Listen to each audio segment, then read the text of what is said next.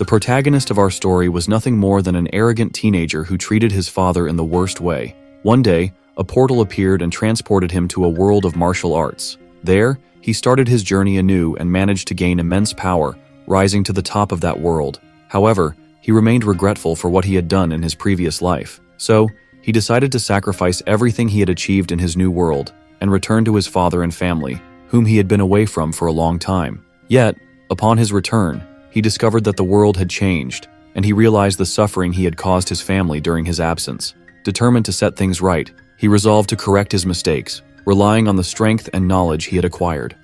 In a world different from our own, the great military emperor, Lailchin, lived during an era when martial arts flourished and dominated the world. He was the only one who managed to unify the vast continent of Huan under his rule, earning this title due to the belief that his combat techniques had reached unparalleled mastery, as if they touched the heavens. Beauty, wealth, power, and eternal youth. These were all things that ensured he could obtain anything he desired in this world. Yet despite it all, he felt an emptiness, as if something was missing from his life. One day, the emperor sought out the one person who might put an end to this feeling, finding himself deep inside a cavern. There, the sorcerer, Black Saga, abruptly and fervently asked him what was lacking in his life, to the extent that he was willing to abandon everything and move forward on his chosen path. The emperor was taken aback by the sorcerer's words and warned him not to approach him so suddenly again. Black Saga, feeling offended, declared that baldness was not something one chose willingly, demanding an apology from the emperor, not just to him, but to all bald men across the continent. The emperor clarified that the issue was not with his baldness, but rather with his sudden approach and excessive boldness, which had been unsettling. The sorcerer then shouted at him to stop talking and apologize immediately. In response, the emperor stated that he would apologize to all the bald men of the continent, except for the sorcerer himself. Enraged, Black Saga told him that he was a ruthless ruler and that his life was bound to be miserable. As the emperor was about to leave, he stated that he had only spoken the truth. The sorcerer then asked why he was leaving when he lacked nothing, as a life of luxury and indulgence awaited him here. With sorrow in his voice, the emperor replied that a deep longing resided within him, a feeling far stronger than any regret he could ever experience. Black Saga laughed, saying he could not fully comprehend such strange sentiments, then pulled out a scroll made from snakeskin, explaining that it was crafted from the legendary serpent emoji, which had lived for 1,000 years. He emphasized that possessing such a rare item was a privilege not granted to just anyone. Only he was worthy of having it, along with the Pan Tao fruit, which was said to descend from the celestial realm to the mortal world only once every millennium. No one else could claim such treasures, for he was the great military emperor, Lailchin, and yet, he insisted that there was a longing greater than everything he possessed. The emperor then asked why the sorcerer had suddenly become so talkative, and whether he was beginning to feel anxious and hesitant now that he had finally declared his determination to leave. Black Saga faltered for a moment before dismissing it as nonsense, saying that even if he were left all alone here, he would not even be able to die in solitude, and since the emperor had chosen to leave of his own free will, he could hardly contain his joy. The emperor scoffed, stating that he surely would, but no matter how much he tried, he would never understand, nor grasp the loneliness one feels when trapped in a world to which they do not belong, or the devastation that sinks in upon realizing they might never see their family again. Black Saga replied indifferently that he had no concern for family or such meaningless emotions, then picked up the crystal, stating that once it was placed upon him, there would be no turning back. He asked one final time if the emperor was absolutely certain of his decision, free of any regret or hesitation, fully aware that he would never be able to reclaim anything he had owned or achieved. The emperor laughed and assured Black Saga that he held no regrets or doubts.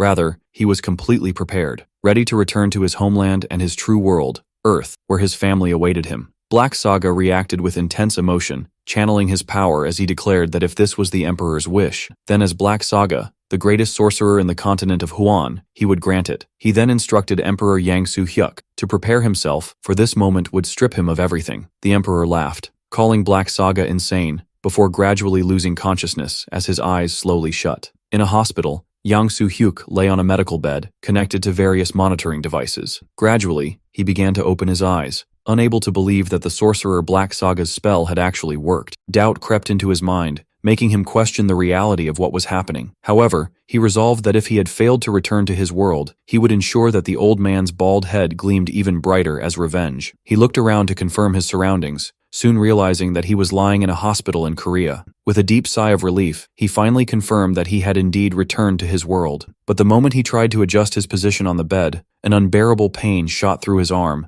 and his entire body ached, to the point that he felt as though he might perish right then and there, despite having just returned. His body appeared to be in a dreadful state. There was no way he could have deteriorated to this extent simply by lying down for a day or two, especially since Black Saga had assured him that he would return to the exact moment he had left Earth. However, it seemed that the sorcerer had failed to precisely control the flow of time. Yang, now seething with anger, cursed Black Saga in his mind, labeling him a fraud and a charlatan. But he soon realized that, in his current condition, there was nothing he could do. He needed to find a way to recover, even if only slightly. An idea came to him, to activate the Primal Earth technique, a stable internal energy method he had developed in the continent of Huandai, known for its remarkable ability to restore vitality and strength. As expected, he soon felt energy coursing through his body, until his muscles and vital organs were fully replenished, regaining their strength and vigor. He then began moving his body, ensuring that the technique was as effective as he had hoped. And just as he had anticipated, the Primal Earth technique worked like magic, bringing an incredible transformation to his body and skin. After regaining his energy and vitality, Yang decided it was time to call a nurse to check his vital signs. But as soon as he reached out to press the call button, a system window suddenly appeared before him, welcoming him to the power system and notifying him that he had been registered for the first time. It also instructed him, as a newly awakened individual, to protect his world. Yang was taken aback by its sudden appearance.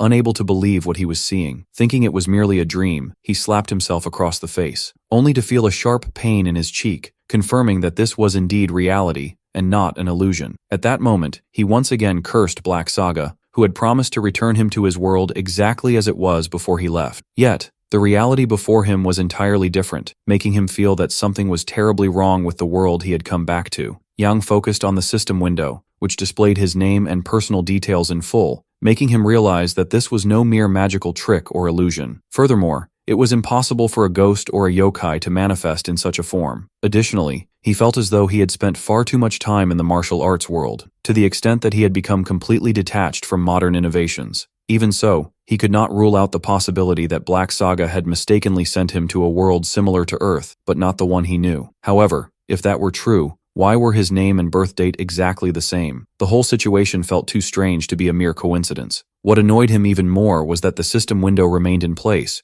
refusing to disappear. He waved his hand in front of it, demanding that it vanish immediately, and as soon as he did, the window began to fade away. Yang was astonished at how quickly the window responded to his command, further deepening his confusion and lack of understanding. He had only seen things like this happen in movies or video games, and that could only mean one thing. The world he had arrived in was not the same one he had lived in before being transported to the martial arts realm. At that moment, he noticed two nurses passing by his room, so he called out to them, eager to understand what was truly happening. However, the moment they heard his voice, they froze in terror, their expressions filled with shock at seeing the patient, Yang Soo-hyuk, awake and calling for them. Yang himself was equally bewildered, unable to comprehend why they reacted with such fear, especially since he had yet to say anything unusual. Without any warning, one of the nurses rushed out, announcing that she would call the doctor immediately to examine the patient. As soon as the doctor arrived, he began his examination. Then, after carefully assessing him, stated that his pupils were responding to light normally. He then asked if he was experiencing any unusual pain, or if he had any numbness or difficulty moving any part of his body. Yang responded that he felt none of those symptoms. In fact, he felt perfectly fine. The doctor was visibly surprised by his response, and remarked in admiration that this was truly remarkable, as his bodily functions showed no abnormalities whatsoever. Despite the fact that 5 years had passed since the incident in which he collided with the gate, Yang interrupted him in shock, demanding to know what he meant by 5 years, and how that could possibly be true. The doctor confirmed that it had indeed been 5 years since he lost consciousness, and was admitted to the hospital, where he remained in a coma all this time. Yang's shock deepened as he realized that if he had been unconscious for so long, that meant the current year was... The doctor finished his sentence, stating that they were now in the year 2028. Yang was utterly stunned by the time he had returned to. He cursed Black Saga internally, recalling how the sorcerer had constantly boasted about his magical abilities. Yet, in the end, he had completely failed to fulfill his request correctly. Yang swore to himself that if he ever managed to return to the continent of Huan, he would break the sorcerer's neck himself for putting him in this situation. The doctor then addressed him, saying that he understood he must have many questions right now, but the priority was to ensure his condition remained stable. He advised him to rest for now, assuring him that once he regained some of his strength, they could discuss in detail anything he wanted to know. The nurse agreed with the doctor, stating that she understood the shock he was experiencing, but he needed to focus on resting. She also informed him that they had already contacted his family, and they were on their way to see him. The moment Yang heard mention of his family, he immediately sat up, eager to hear more details. The nurse explained that during his coma, his family had taken turns visiting him almost daily, which was enough for him to realize how deeply they loved him. Yang was deeply moved,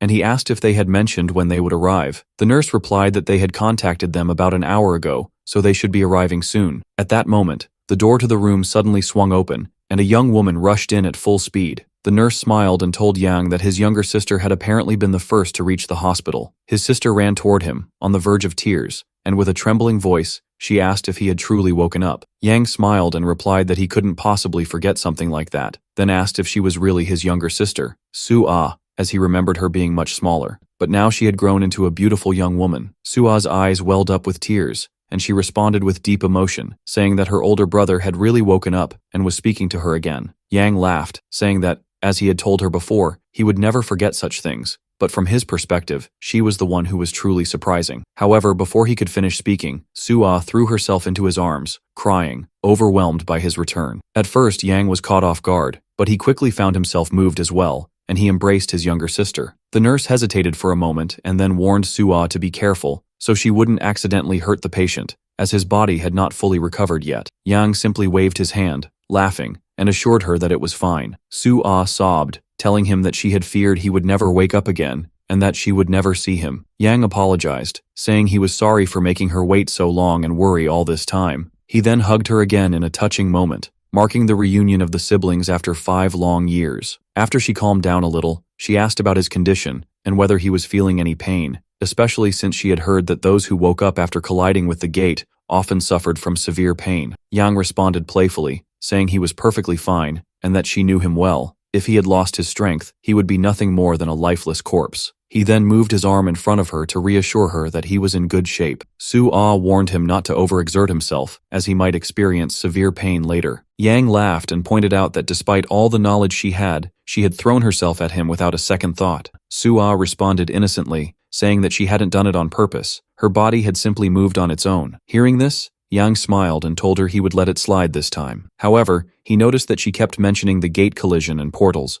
which made him curious. He asked her what those things were and how they were related to him. Su-ah replied that it was natural for him to have no knowledge of the gates or the gate collision yet, then began explaining the situation. She told him that 5 years ago, in 2023, an unexpected catastrophe occurred. A massive earthquake, which at first seemed like a sudden natural disaster, struck, and that was when dimensional gates appeared, leading to another world. Not all of these worlds were unknown, but most of them consisted of dangerous zones called dungeons, where ferocious monsters resided. At the same time, some humans began awakening and developing special abilities to fight these creatures. In just 5 years, the world changed drastically, and the day the gates first appeared became known as the Gate Collision. Yang found the story his sister was telling him strange, especially when she spoke of monsters, awakened individuals, and supernatural abilities. He told her that this was far more information than he could process all at once. Su-ah reassured him that he didn't need to overthink it now. Once he left the hospital, he would quickly understand everything. Yang started thinking, connecting what he had just heard to the system window that had appeared earlier. He felt that it might be related to the awakened ones and their abilities,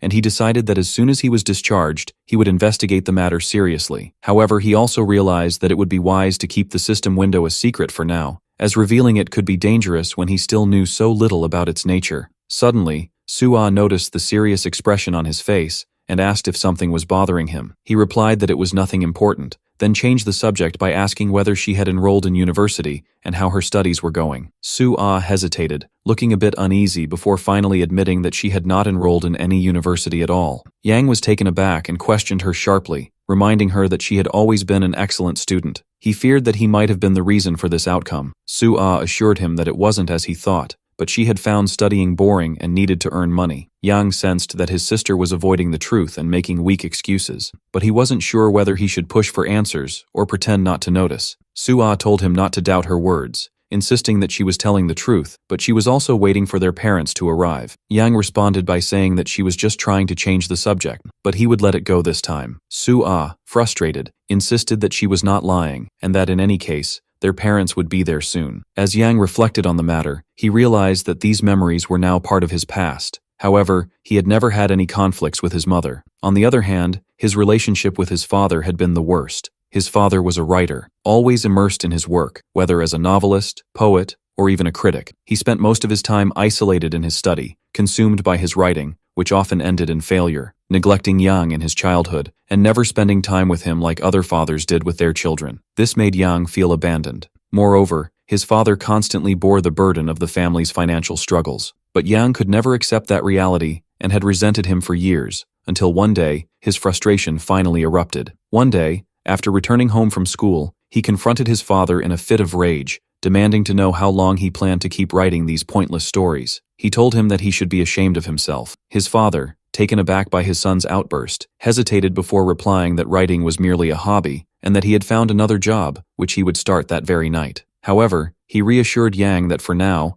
the most important thing was to eat, and there was no need to worry about anything else. Yang didn't care about his father's words. Instead, he lashed out again, declaring that he could no longer stand this miserable life, then stormed off. Because of that, his father abandoned writing entirely, giving up his lifelong dream, just to satisfy his son. One day, their father returned home carrying a bag of food, calling out cheerfully to his children, announcing that he had bought them fried chicken, just as they liked. However, he was surprised to find Yang preparing to leave. He asked where he was going and whether he wouldn't be eating with them. Yang responded coldly, saying that he wouldn't be joining them because he was heading out to celebrate with his friends. Their father smiled and told him that spending time with friends was important too, but at the very least, he should have asked for permission before going out. Then, he pulled out some money, explaining that he had been saving it for emergencies, but he didn't mind giving him some so he could enjoy his time. However, Yang's reaction was unexpected. He threw the money to the ground in anger, shouting that he didn't need anything from him, that he didn't even have enough money to pretend to be a father, and that his actions were nothing but pathetic. Their father froze in place, unable to respond, especially when Yang continued, saying that if he weren't around,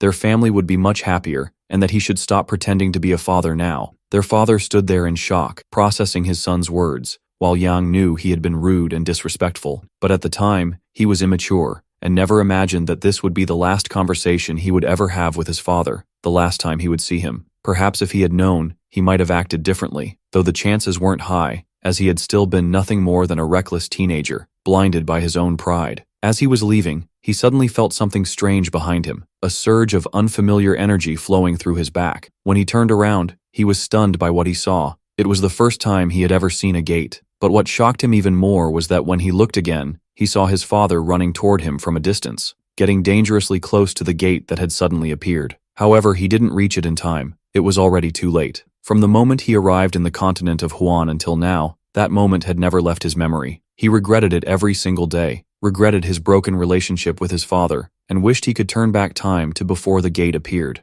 That feeling had never left him, and the very first thing he had resolved to do upon returning to his world was to apologize to his father for what he had done. But 5 years had already passed. At that moment, his parents finally arrived, their faces filled with shock upon seeing their son awake after such a long coma. His mother rushed toward him, grabbing his hand, saying she could hardly believe he had finally woken up from his deep sleep. Yang laughed playfully, telling her that he was finally awake and in good health. His mother began crying, thanking God, expressing how she had once believed he would never wake up again. His father then asked if he was feeling any pain, or if he was truly all right, and Yang looked at him with deep emotion. Just as he was about to speak, his father interrupted, apologizing, saying that he had been forced to work harder to earn more money, hoping to afford better treatment for his son, but he had not been capable enough. At that moment, Yang replied that there was no need for such words, as the only person who should be apologizing was himself. He admitted that he alone bore responsibility for everything that had happened, even though his father had done everything he could to ensure their family lived happily. Throughout his time unconscious, he had been filled with regret for what had transpired, and all he wanted was to apologize.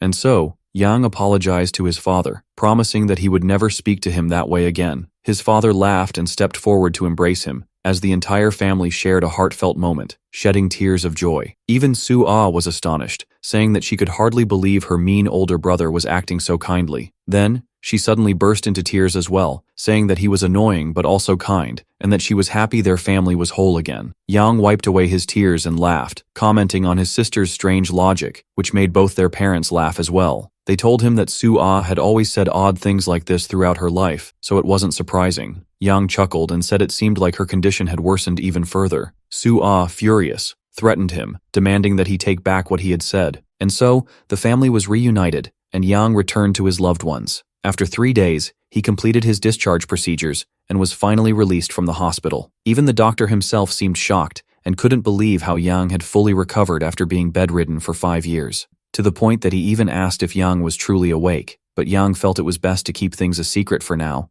as he had yet to fully understand his new situation. Therefore, he wasn't ready to reveal everything to a doctor he barely knew. However, he gained something important from this encounter: the doctor's interest in his body's remarkable healing ability. As a result, the doctor offered to cover half of his medical bill if he agreed to visit the hospital once a month for examinations. Yang felt that he had done something noble, as he managed to reduce a major financial burden on his family, though the credit belonged entirely to the primal earth technique. After that, Yang and his sister finally arrived at their home. Su-ah pointed toward the building, explaining that their home was on the very top floor. She added that due to certain circumstances, they had ended up living in this building. She also mentioned that their parents didn't visit the house often, so he was free to choose any room he wanted. Yang was shocked by what he saw. Although his family had been poor in the past, things had never been this bad. He realized that this was all because of him, and his family must have suffered greatly to afford his hospital treatment. At that moment, Yang resolved that he needed to earn money quickly, and in large amounts, to support the family that had sacrificed so much for him. Yang understood that the fastest and most obvious way to make money in this world was to become a hunter. While guardians were primarily responsible for protecting the earth and held a prestigious status,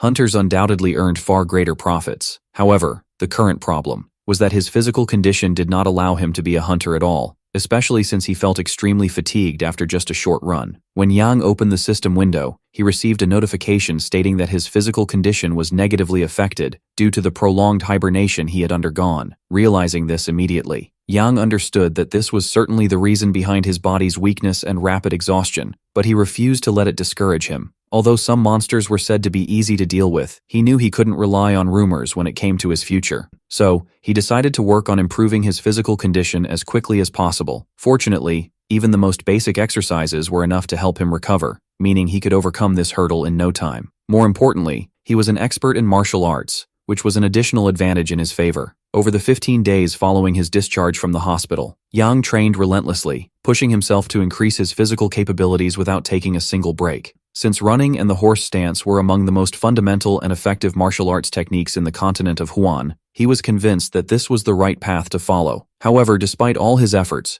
neither the effects of his prolonged hibernation nor the contamination of his awakened abilities as a hunter seemed to be diminishing as he had hoped. This left him perplexed, as he couldn't understand why, despite all his training, the contamination rate was decreasing far too slowly compared to the effort he was putting in. He realized that if he continued at this pace, he wouldn't achieve anything at all, and he needed a drastic and decisive solution, especially since his parents and sister, Su-ah, were working themselves to exhaustion because of him. No matter what it took, he needed to make rapid progress within a few days, enough to become a hunter. Since things had come to this point, Yang decided to use the primal earth technique once again. As the fundamental martial arts technique of the continent of Huan, it was considered the best of all foundations, possessing a hidden ability. Aside from stabilizing the body, it also stimulated awakening by pushing the body to its absolute limits. At the same time, it enhanced the body's vital indicators through nature's energy, making it akin to a process of cellular regeneration. However, the problem lay in the fact that surpassing one's physical limits was nearly impossible for an ordinary human. Only 3 individuals in the entire continent of Huan had ever managed to uncover this technique.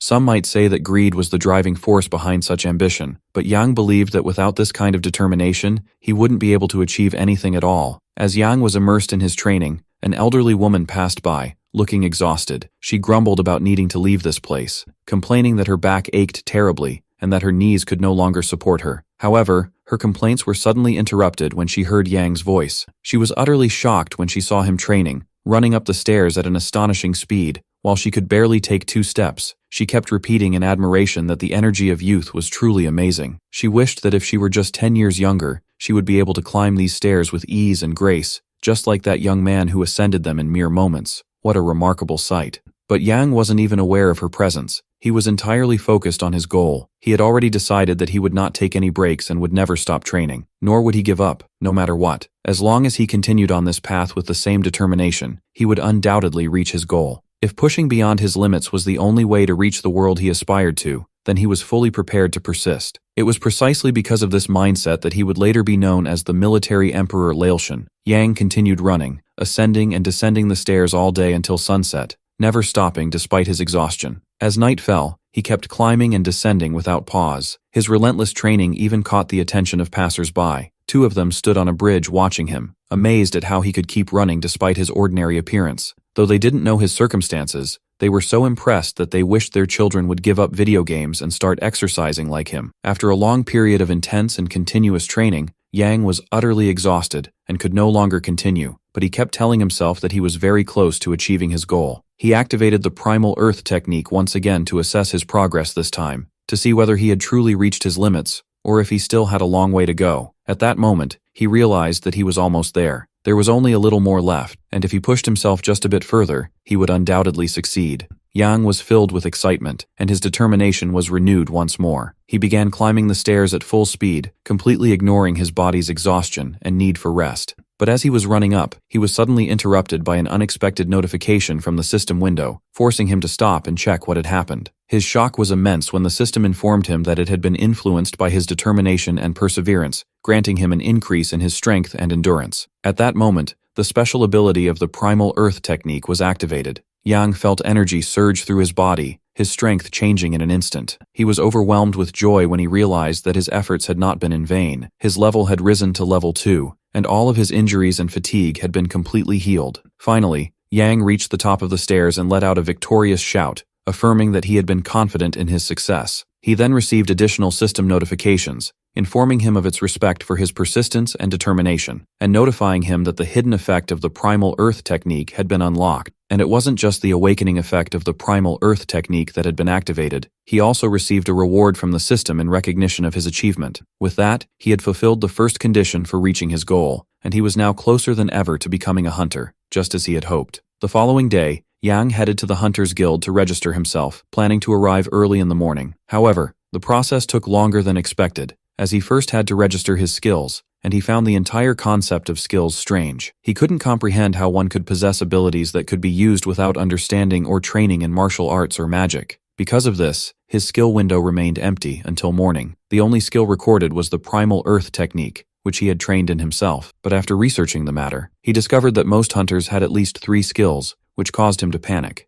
As a result, he began training in some combat techniques, all of which were eventually registered as skills. During this period, he learned a lot about the skill system, but he didn't consider it particularly important. If his goal was to earn money quickly, then standing out and being unique wouldn't be a bad idea at all. Inside the evaluation room, the staff member felt bored after conducting countless assessments of awakened individuals throughout the day, most of whom turned out to be ordinary people. However, his thoughts were interrupted when Yang arrived at his desk, informing him that he had come for the awakened assessment test. The staff member sighed and asked him to place his hand on the crystal, explaining that if it lit up, it meant he was awakened. Otherwise, he was just an ordinary person and could leave immediately. Yang was aware that some people often misclassified themselves as awakened, but he was confident that his system window was undeniable proof of his status. And just as he expected, the crystal lit up the moment he touched it, confirming that he was indeed awakened. The staff member was surprised, then congratulated Yang and told him he would assist with his registration immediately. After that, he handed Yang a form, asking him to fill in the required details before returning it. Yang was surprised by how smoothly the process was going, as there weren't any complex requirements. Once he proved he had magic, he was officially recognized as an awakened individual. He sat down and began filling out his details. And once he was done, he returned the form to the staff member. However, he noticed the staff member looking at him strangely, as if he were joking. The staff member then asked if he had come to mess around, stating that it was completely absurd for someone at level 1 to have registered 32 skills. Yang didn't understand what the problem was, so he asked if something was wrong. The staff member explained that the issue wasn't that there was a mistake, but rather that it was entirely illogical. He acknowledged Yang's enthusiasm after awakening, but he emphasized that these matters were not a game. Yang was stunned, realizing that registering 32 skills might have been a bit excessive, though he hadn't expected it to be such a big deal. Worse still, the staff member didn't even believe it was real, prompting Yang to offer to switch his system window to public mode to display it as proof. The staff member responded that such a thing was indeed possible, but he still couldn't grasp exactly what Yang was trying to prove. However, the moment he saw Yang's system window, he was utterly speechless. It displayed more than 10 registered skills, all ranked at A or higher. At that moment, Yang confidently asked if he believed him now. The staff member, now visibly shaken, replied with urgency, confirming that he absolutely believed him and would process his application immediately with the utmost precision. He then apologized repeatedly for not recognizing Yang's abilities and skills earlier. Yang laughed, telling him there was no need for that, and that the matter wasn't worth all this concern. The staff member took Yang's form and brought it to the Hunters Guild director, Wu Xin-Wu, who looked surprised and asked if this was real. The staff member confirmed that it was absolutely true and that he had seen it with his own eyes. He had never imagined that something like this could be possible. The director, Xin-Wu, laughed and remarked that it had been a long time since such an interesting rookie had appeared. As for Yang, he ran all the way home from the guild, feeling as though his heart might explode. But he couldn't stop. After all, the system's rewards and bonuses were incredible, making him eager to keep going. Initially, he had believed that registering at the guild would allow him to start working as a hunter right away, but he soon discovered that it wasn't that simple. Before anything else, he had to complete a basic training course, a government-enforced policy designed to prevent reckless individuals from entering dungeons without sufficient knowledge or preparation. As such, carelessness often led to numerous deaths. The hunter's training course started at the end of each month, and since today was the 26th, that meant Yang had 5 days before the course began. Although he kept telling himself that he didn't need such training, he wasn't in a position to argue or justify why he should be exempt from it. However, until then, all he had to do was continue training his body and increasing his strength as much as possible. Yang was determined to achieve that, not just for his family, but for himself as well. The 5 days passed in the blink of an eye, and Yang headed to the gathering site for the start of the training course, only to find himself among approximately 50 people, far more than he had expected. He had heard that most people avoided this training due to the risks involved, but in the end, it didn't matter to him. Everyone was free to make their own choices. However, Yang suddenly sensed a strange presence surrounding him, a distinct energy unlike anyone else's in the gathering. At that very moment, an elf woman stepped onto the platform and instructed everyone to look forward and listen to what she had to say. The attendees were surprised to see an elf among them, addressing the group directly. Others, however, were both astonished and excited to witness an elf in person for the first time. Yang, on the other hand, remained somewhat reserved. The mere fact that he could sense her aura before she even reached the platform was remarkable. Even though he had lost all his cultivation techniques, he had been completely unable to detect her presence until she spoke. This meant that she wasn't just fast, she was almost invisible, or perhaps using a special technique unique to elves. But in the end, that wasn't what mattered to him. He simply found the entire situation intriguing. At that moment, the elf woman took notice of Yang, or rather, she had been searching for him among the attendees from the start. The guild had specifically instructed her to observe and monitor him closely, and now she understood why. Despite being only at level 1, he had still managed to sense her presence, even if only for a brief moment, as she moved through the crowd. Never before, even among the most promising elf trainees, had she encountered someone with such abilities. This time, things might actually be interesting. Clearing her throat, the elf then requested silence and the full attention of the trainees, expressing her pleasure in meeting them all. She explained that she had received a special request from Korea and that she would be overseeing this basic training course. She then introduced herself as Shahar Kal Wariath from the Elven Kingdom of Finium, although her time with them would be short. She looked forward to working with the people of Earth. She also requested that they call her simply Instructor Shar when addressing her, as repeating her full name would be too cumbersome for them. Yang chuckled to himself, thinking that Shar sounded more like the name of a pet dog, but it was still somewhat fitting. Instructor Shar explained that this was the first time an elf had been assigned to train humans, so it was natural for them to have some questions. While she understood this, due to time constraints, she would only answer the first 3 questions asked. At that moment, one of the trainees immediately raised her hand, eager to ask her question. The young woman introduced herself as Baek Ai-yoon and stated that she was 19 years old, surprising the crowd, as that age was considered quite young for a hunter. Shar welcomed her warmly, expressing her pleasure in meeting her, and then invited her to ask her question. Smiling, Yoon said that rather than a question, she wanted to state that Instructor Shar was not only the most beautiful being she had ever seen, but also the most stunning elven instructor in the world. Shar laughed, commenting that this was an unusual way to express oneself, especially since she had asked for a question, but instead received a compliment on her appearance. She then added that, as the heir of the prestigious Kal Wariath family, she preferred to be seen as a warrior rather than just a beautiful woman. She then requested that the trainees raise their hands to ask the second question, and many of them did so. Shar chose a young man with red hair, stating that he had been the first to raise his hand,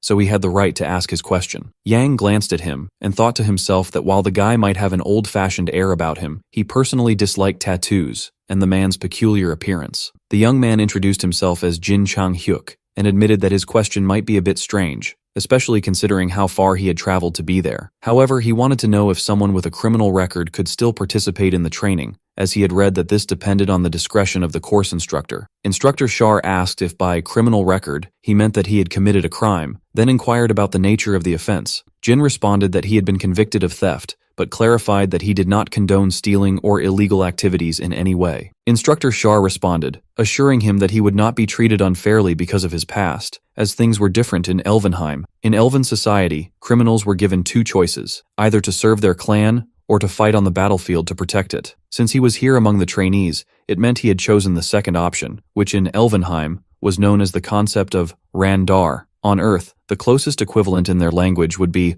honorable atonement. If he had committed a crime, he would have to work harder than anyone else to fulfill his duties, but he must never forget his crime. Instead, he should always remember it and act honorably based on his past. Crime might be difficult to erase, but that didn't mean forgiveness was impossible. Hyuk thanked her for her words, and Instructor Shar then asked everyone to raise their hands for the third and final question of the day. However, she was surprised to see Yang's hand already raised before she had even finished her sentence. She asked for his name and his question. Yang introduced himself, and Shar responded by saying that she already knew who he was. In fact, she was personally quite interested in him. Upon hearing these words, the other trainees started murmuring among themselves, wondering if Yang knew the instructor and whether something unusual was happening. Yang himself was puzzled and asked what she meant by having a special interest in him. Shar chuckled and asked if that was really the question he wanted to ask. Yang denied it, clarifying that he had something else to ask. She then invited him to proceed with his question, so he asked whether she would be personally training all of them. Instructor Shar replied that she certainly would not be doing so, though she understood why he asked. While she was indeed the head instructor, she wouldn't be able to teach all subjects to such a large number of trainees on her own. For that reason, she would be relying on the assistance of Earth-born trainers. As for practical training, she would only be able to oversee a single team. Yang understood her explanation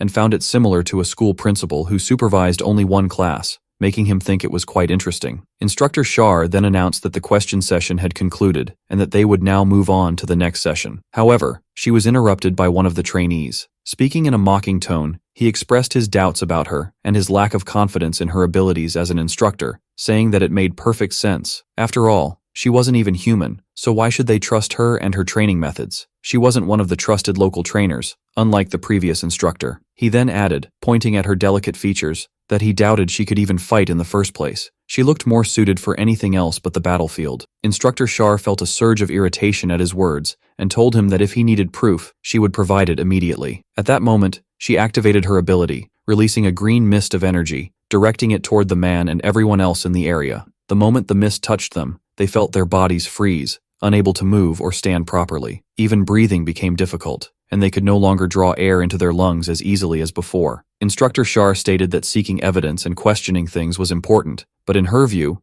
discipline and respect were just as crucial. She then issued a stern warning to the man, telling him that this would be the last time she tolerated such insolence. He might not have realized his mistake this time, but if it happened again, she would show no mercy. However, what truly caught her attention was that Yang remained completely unaffected by the mist, as if it had never touched him at all. Instructor Shar was stunned that he had withstood the mist's effects, even though it was only meant as a warning. It was impossible for a level 1 hunter, who had never stepped onto a battlefield, to resist the mist's influence so effortlessly. Given this, she realized that she wouldn't just have to watch him, she might even need to take him with her into battle. Yang sensed that something was off and felt that perhaps he should have pretended to collapse like the others instead of standing alone, drawing unwanted attention. Meanwhile, Instructor Shar was still deep in thought. She considered that courage and composure had nothing to do with skill, and rather than making a rash decision she might regret, she decided to keep observing him for now. After that, she lifted the mist's effects and addressed the trainees, saying that this concluded their orientation day. However, during the training course, she expected them to keep smiles on their faces and to maintain a positive attitude at all times. She then waved at them and said she would see them in the next session, reminding them to take care of themselves until then. The next day, the trainees finally began their training course, with the first lesson focusing on a feline-type monster. Yang found it difficult to concentrate, as it had been a long time since he last sat in a classroom. All he wanted was for this theoretical lesson to end quickly, so they could move on to the practical training as soon as possible. However, Instructor Shar was present in the class and immediately noticed his lazy demeanor. Without hesitation, she used her ability to jolt him awake. Yang realized that he had dozed off out of boredom and that Shar had punished him as a warning not to repeat the behavior. The truth was, he had never been good at studying or theoretical subjects in the first place. While trying to avoid looking at the board, his eyes accidentally met Hyuk's gaze. Hyuk quickly looked away, pretending as if nothing had happened, as if their eye contact had been nothing more than a coincidence. But Yang noticed that Hyuk had been looking at his books and notes, making him think that Hyuk might be more than just a tattooed, muscular guy. However, his thoughts were abruptly interrupted when Instructor Shar struck him again for daydreaming a second time. She yelled at him to focus on the lesson and not drift off again, warning that this would be his final caution. Yang sighed and turned to the board with reluctance, feeling that Shar was far too strict and aggressive, making it clear that getting along with her wouldn't be easy. Finally, after some time, the lesson ended, and the instructor advised them to review what they had learned and not let the material pile up. He also pointed out that there was a reason why some students failed the exams every year. As he thought to himself, he found it surprising that this class was so focused on theoretical lessons. It was the first time he had seen such engagement, and he wished all classes were like this. After the lecture ended, Yang began gathering his books and notes, preparing to leave, but Yoon interrupted him by calling out to him. She greeted him cheerfully, then told him that she had been observing him for a while. Yang was caught off guard and flustered, accidentally referring to her as a middle schooler without realizing it. This infuriated Yoon, who angrily corrected him, stating that she was in high school and calling him an old man in return. Yang laughed awkwardly, apologizing and admitting that he now remembered she was 19 years old. She confirmed that she was indeed 19, and then asked if he knew why she was talking to him now. Yang asked if she needed something, to which she replied that during the scolding from Instructor Shar, he had been the only one who managed to withstand her aura. Yang was surprised by her observation, as he had assumed no one had noticed. However, Hyuk chimed in, stating that he had also noticed and found it impressive. Yoon commented that she had been amazed and wondered if his heart was made of metal. How else could he have endured it? Yang replied that his heart was just like anyone else's, and he was simply lucky, nothing more. Yoon demanded that he stop pretending and admit that he had been incredible, while Hyuk added that his humility was an admirable trait. Yang then asked if that was why Hyuk had been sneaking glances at him during the lecture. Hyuk quickly apologized, assuring him that he hadn't meant to be intrusive, he was just genuinely impressed. At that moment, Yang began reconsidering his initial judgment of Hyuk, realizing that he might not just be a heavily tattooed, muscular guy, he might actually be a respectable person. As Yang picked up his belongings and prepared to leave, Yoon stopped him and suggested that they all go have lunch together, especially since they had been the question trio on the first day. Yang, already walking away, replied that he was busy at the moment, and that they could make up for it later. He then used his ability to move swiftly, prompting Yoon to chase after him, telling him that he must be joking if he was actually using his powers just to escape. Hyuk laughed, remarking that the scene looked like something straight out of a movie. Annoyed, Yoon called Yang a rude old man. And so, the theoretical lessons continued for a full 30 days, an unchangeable and non-negotiable duration, as it was part of the national education system. Yang felt that the best course of action was to pass the exam quickly and move on to the practical training. However, what puzzled him was that a surprisingly large number of people failed the test every year. To avoid that, he studied as much as possible, and thanks to Instructor Shar, he had no choice but to pay attention in class, whether he wanted to or not. Because of this, the theoretical instructors expected this batch to achieve the highest success rate ever. However, that didn't mean everyone would pass. Even if the written exams were easy, no one could succeed without proper studying. At the end of the day, Yoon approached Yang and told him that there were rumors suggesting that those who failed the exams once would fail them forever. She expressed her fear that there might be a terrifying curse at play and asked if he felt the same concern. Yang simply replied that the solution was straightforward. They just had to avoid failing. He was certain there was a more logical reason why people failed, but their conversation was interrupted by laughter. They soon realized that a group of hunters was making plans to go out for dinner and have some drinks, deciding to worry about the exams later. They were confident they could grasp the entire syllabus eventually. Yang told Yoon that he would be leaving first and wouldn't be able to join the gathering that had been planned for the night due to the exams. Yoon sighed and remarked that he was truly a cold person and that he should learn to relax a little. Yang left feeling relieved that he had a good excuse. His top priority was spending time with his family, and he wouldn't allow himself to waste that opportunity again. After a full month had passed, the time for the theoretical exams finally arrived. Everyone took the test, and now they waited for the results. Hyuk mentioned that the results would be announced on the same day as the exam, which made him extremely anxious and fearful of the outcome. Yoon too was tense and nervous, whispering prayers softly but audibly. Hyuk asked her to stop making those noises, as he was already on edge and couldn't handle more stress. Yoon then asked if her words were making him angry. He replied that he was incredibly irritated, and the moment he said that, Yoon started annoying him even more. Hyuk snapped at her, and the two began chasing each other and bickering, until Yang stepped in to stop them, telling them to calm down since the results were about to be posted. The results were finally displayed, and tension filled the air. However, all three of their names were among the list of those who had passed. Yoon jumped with joy and started celebrating their success. Young commented that she always acted like a child and was constantly playing around, yet now her name was at the top. Yoon confidently responded that a truly skilled person worked in the shadows, unnoticed by others. Yang replied that she had a point to some extent. Then, he turned toward Hyuk, who was in tears, overwhelmed with joy that he had finally passed the exams. Now, he could proudly tell his younger siblings that he had achieved something significant. Yang thought to himself that, while Hyuk might seem flashy on the outside, deep down, he was a kind and noble person. Since they had been sitting next to each other in class, they had gradually grown closer, giving Yang the opportunity to learn his story. He discovered that Hyuk was the sole provider for his three younger siblings. His father had died due to alcohol addiction, and his mother had run away from home after enduring years of abuse at the hands of her drunken husband. Because of this, Hyuk had taken on the responsibility of caring for his siblings since his second year of high school. People often said that the harsh environment he grew up in had shaped his tough exterior, but in truth, he wasn't a bad person at all. On the contrary, he was responsible and good-hearted. He had even resorted to theft once just to feed his siblings, and when he was released from prison, he immediately started working to repay his debts, proving that he was a decent person. Yang told Hyuk that he had gone through a lot, and since he was physically gifted, he only needed an extra push to reach his goal. Hyuk wiped his tears and thanked Yang, saying that none of this would have been possible without his support, advice, and encouragement. Yang laughed shyly and told him that he hadn't done anything, that everything Hyuk had achieved was the result of his own efforts. But Hyuk disagreed, saying that watching Yang push himself to his limits had been an inspiration for him, which was why he owed him so much. Yang laughed playfully and told him to stop flattering him. Such words would never fool him. Yoon enthusiastically interrupted them, announcing with excitement that the three of them would finally be moving on to the training phase of the course. Hyuk thanked her and expressed his gratitude, acknowledging that she had always helped him study after classes, and her assistance had not been in vain. Yoon responded by saying that they were friends, and there was no need for formalities between them. Yang was surprised to realize that she had been helping Hyuk with his studies as well. At that moment, Hyuk received a call from his younger siblings, who wanted to know if he had passed. Excitedly, Hyuk reassured them that he had succeeded, just as he had promised. He told them that the hardest part was over, and that only a little remained. Yang felt that he should bring him back to reality, but he decided to let him enjoy this moment a little longer. Yang considered another thought. Out of 49 trainees, 42 had passed, despite the normal passing rate being only 50%. It was clear that Instructor Shar and her strict teaching methods had significantly influenced this outcome. She might indeed be an expert in education and training. However, in any case, the real and most crucial challenge would begin the following week with the start of practical training, making things even more intriguing. The week passed in the blink of an eye, and the training phase of the course began. Instructor Shar welcomed her team, announcing that she would be in charge of Team 8. Since they were already familiar with each other, there was no need for introductions,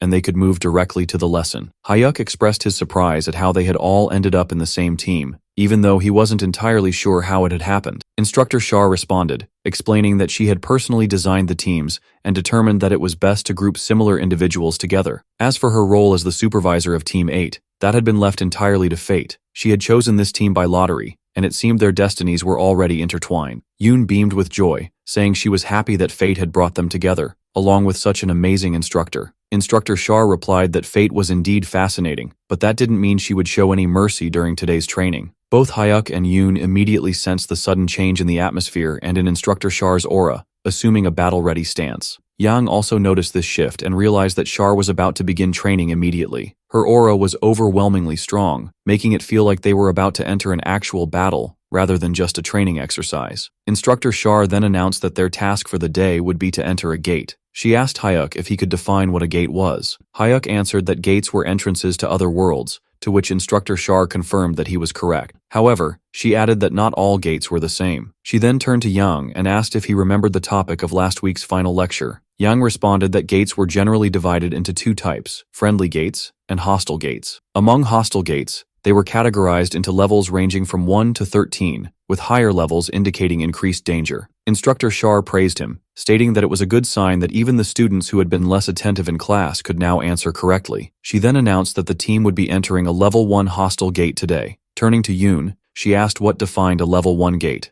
Yoon answered that Level 1 gates were the lowest ranked, meaning they contained weaker monsters with lower density. For this reason, They were currently used as training dungeons for candidates like them. Instructor Shar then asked if she believed that meant the dungeon would be easy. Yoon, with excessive enthusiasm, confidently declared that it would be an extremely easy dungeon, and they would clear it quickly. Instructor Shar's tone shifted as she asked if Yoon thought that meant the monsters inside were incapable of killing humans. Yang interjected, stating that the monsters inside the gate could definitely kill people. After all, they were gate monsters. Instructor Shar confirmed his answer, emphasizing that the creatures inside were indeed capable of killing them. For that reason, she explained, monsters emitted something known as killing intent or murderous intent. She then unleashed a hostile aura. Both Yoon and Hyuk immediately felt it but were unable to withstand it. However, while Yang could feel it, he showed no signs of being affected. This caught Instructor Shar's attention. Despite the sheer intensity of the killing intent she had released, Yang had managed to endure it and remain standing firmly. Yang noticed her gaze and wondered whether he should pretend to be affected or struggling. He then began acting as if he was truly overwhelmed by her aura. However, Instructor Shar quickly noticed what he was doing and told him there was no need to fake his struggle against her aura. She explained that, although this experience might be something they had never seen or felt before, as trainees,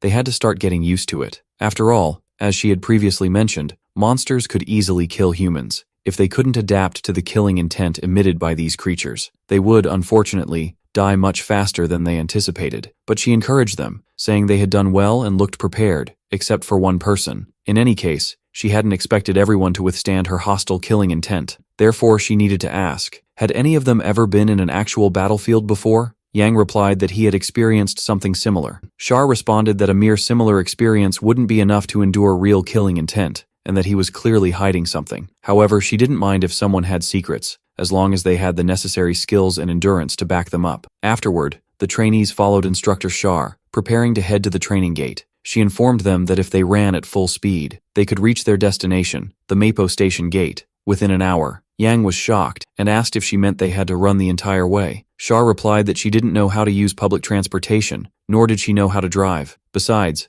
running was an excellent warm-up before real battles. Since Yang Soo-hyuk was the leader of Team 8, he was responsible for leading his teammates to their destination. 1 hour from now, they would meet at Mapo Station. She would go ahead first and instructed them not to be late. Then, within moments, Instructor Shar disappeared before their eyes. Yang sighed, realizing they had no choice but to run. As Yoon tried to protest, saying she didn't want to run all the way there, she found that Yang and Hyuk had already taken off. She screamed at them to stop and not leave her behind. Finally, after an entire hour of running, they arrived at the designated location, all feeling utterly exhausted. Instructor Shar told them they had arrived sooner than expected, an impressive result for beginner trainees like them. As a reward, she granted them a 10-minute break before starting their training. Hyuk and Yoon collapsed onto the ground immediately. Hyuk groaned that he had nearly lost consciousness from exhaustion, and Yoon agreed. However, Yang noticed that just a while ago, their bodies had been stiff and tense from their first encounter with killing intent. Yet, after such an intense run, their muscles had loosened up. This made him wonder, had Instructor Shar done this on purpose? If so, she might be an even more skilled and brilliant trainer than they had imagined. It seemed that the title of Chief Instructor was not merely an honorary one. After 10 minutes had passed, Instructor Shar called out to them, announcing that their break was over and asking if they were ready to proceed. The trainees responded that they were completely ready. Shar then began opening the entrance to the gate and informed them that they were about to begin. Thus, Yang, Hyuk, and Yoon prepared to enter the gate at Mapo Station, known as Level 1 Mujio. Its true name meant the Boundless Realm. During their theoretical studies, Yang had learned some intriguing facts, namely, that there were multiple dimensions in this world, known as Mujio. These were abandoned realms, unworthy of even having names, as they were entirely deserted. However, from what he had learned, even these abandoned worlds sometimes contained remnants of once thriving, intelligent civilizations. This made him wonder, could the Mujio worlds have been formed from the destruction of other realms? It was certainly a possibility. No one knew anything concrete about the worlds beyond the gates, but none of that mattered now. This was Yang's first time entering a gate, and it seemed like it would be an exciting experience. Since the Mujio gate was located at Mapo Station, the temperature there was incredibly low, reaching -2 degrees Celsius, making the air freezing cold. Upon entering the alternate dimension, Instructor Shar informed them that from this moment forward, she would step back. However, they still didn't know exactly where the enemy would appear from. Because of this, they had to move with extreme caution, as the creatures in this world were known as Naro. These were four-legged beasts belonging to the canine family, standing at approximately 3 meters tall, as expected from dogs. Their primary method of attack was biting. One of their most notable traits was their ability to leap high, and they typically moved in packs of 3 to 5. Yang considered that, while this was indeed a level 1 dungeon, handling such monsters would be difficult for beginners like them. However, from his personal perspective, these creatures posed no real threat to him. What made him so confident was that, thanks to his intense training and preparation for the theoretical exams, his level had increased significantly. More importantly, the awakening effect from mastering the Black Saga of Internal Meridians was astonishingly powerful. Yang noticed that the system had granted him a new special ability. He recalled how embarrassed he had initially felt about it, but its impact on his strength was undeniably remarkable. Compared to ordinary awakened individuals, his combat power was considerably higher, and when combined with his expertise in martial arts and battlefield awareness, his actual combat ability was on par with high-tier second-class warriors, perhaps even close to first-class level. Since he had managed to regain this level of strength in just 1 month, there was no reason for him to lack confidence in a level 1 dungeon. Suddenly, Yang sensed something unusual. He immediately instructed everyone to stop and remain still, realizing that they were no longer alone. A small group of cub-like creatures was approaching them, as if welcoming their arrival. Hyuk and Yoon were startled. They hadn't even fully entered the dungeon yet, and they were already facing monsters. Hyuk noted that there were 5 of these creatures, despite them barely having started. Instructor Shar responded, saying that at their current level, they should be able to handle them without receiving a single scratch. There was no need to be nervous, they just needed to focus. Then, she raised her voice and ordered Team 8 to prepare for battle immediately, instructing them not to rush and to attack only when the creatures were within their line of sight. Yang found the situation dull. He knew that if he fought these creatures alone, he could eliminate them in an instant. However, he had to follow instructions for now. Still, something caught his attention. Hyuk and Yoon had no weapons. This was strange since he had heard that weapons were provided during training for those who needed them. Personally, he had chosen not to wield a weapon, as he was more comfortable fighting barehanded. Did this mean that Hyuk and Yoon also had abilities that made weapons unnecessary for them? Finally, the creatures came within range. Instructor Shar instructed them to be fully prepared and attack immediately. At that moment, Hyuk lunged at the creatures, and within seconds, sharp claws extended from his hands. Yang was astonished. He was certain that Hyuk had entered the battle without a weapon, so when did he manifest these claws? Then, he turned toward Yoon and saw her using magical energy, realizing that she was likely a support or healing type fighter. Not a bad role at all. Yang felt his excitement rising. He couldn't afford to fall behind them. He had to move now. Activating his ability, he executed Storm Leap, instantly closing the distance between himself and the creatures. Hyuk was surprised at how quickly Yang caught up with him, but Yang wanted to take advantage of this situation to test his progress and his newly enhanced physical state. He launched a powerful strike at one of the Naro beasts, using one of his newly learned techniques, shattering Iron Palm. He then followed up with Shockwave Strike, taking down another beast. While he was occupied in combat, one of the creatures suddenly dashed toward him at high speed, attacking from his blind spot. However, thanks to his quick reflexes and sharp instincts, Yang leaped into the air before the Naro beast could reach him. He then prepared to unleash a new technique. Channeling energy into his legs, he executed Windbreaker, landing a devastating blow directly onto the Naro's head, eliminating it instantly without mercy. Yang stood proudly after single-handedly eliminating 2 Naro beasts in the blink of an eye. A moment of silence filled the air as no one could believe what they had just witnessed. Hyuk and Yoon considered it nothing short of insanity. Even Instructor Shar herself found it hard to believe that such power was coming from a mere trainee. She realized that his actions were far from those of an ordinary recruit. In fact, they weren't even human-like. Meanwhile, Yang noticed that the battle wasn't over yet, as another beast was approaching from behind. He activated his ability once more to accelerate his movement, dashing toward it at full speed. Even the Naro beast itself was stunned by Yang's sudden arrival and braced itself to attack.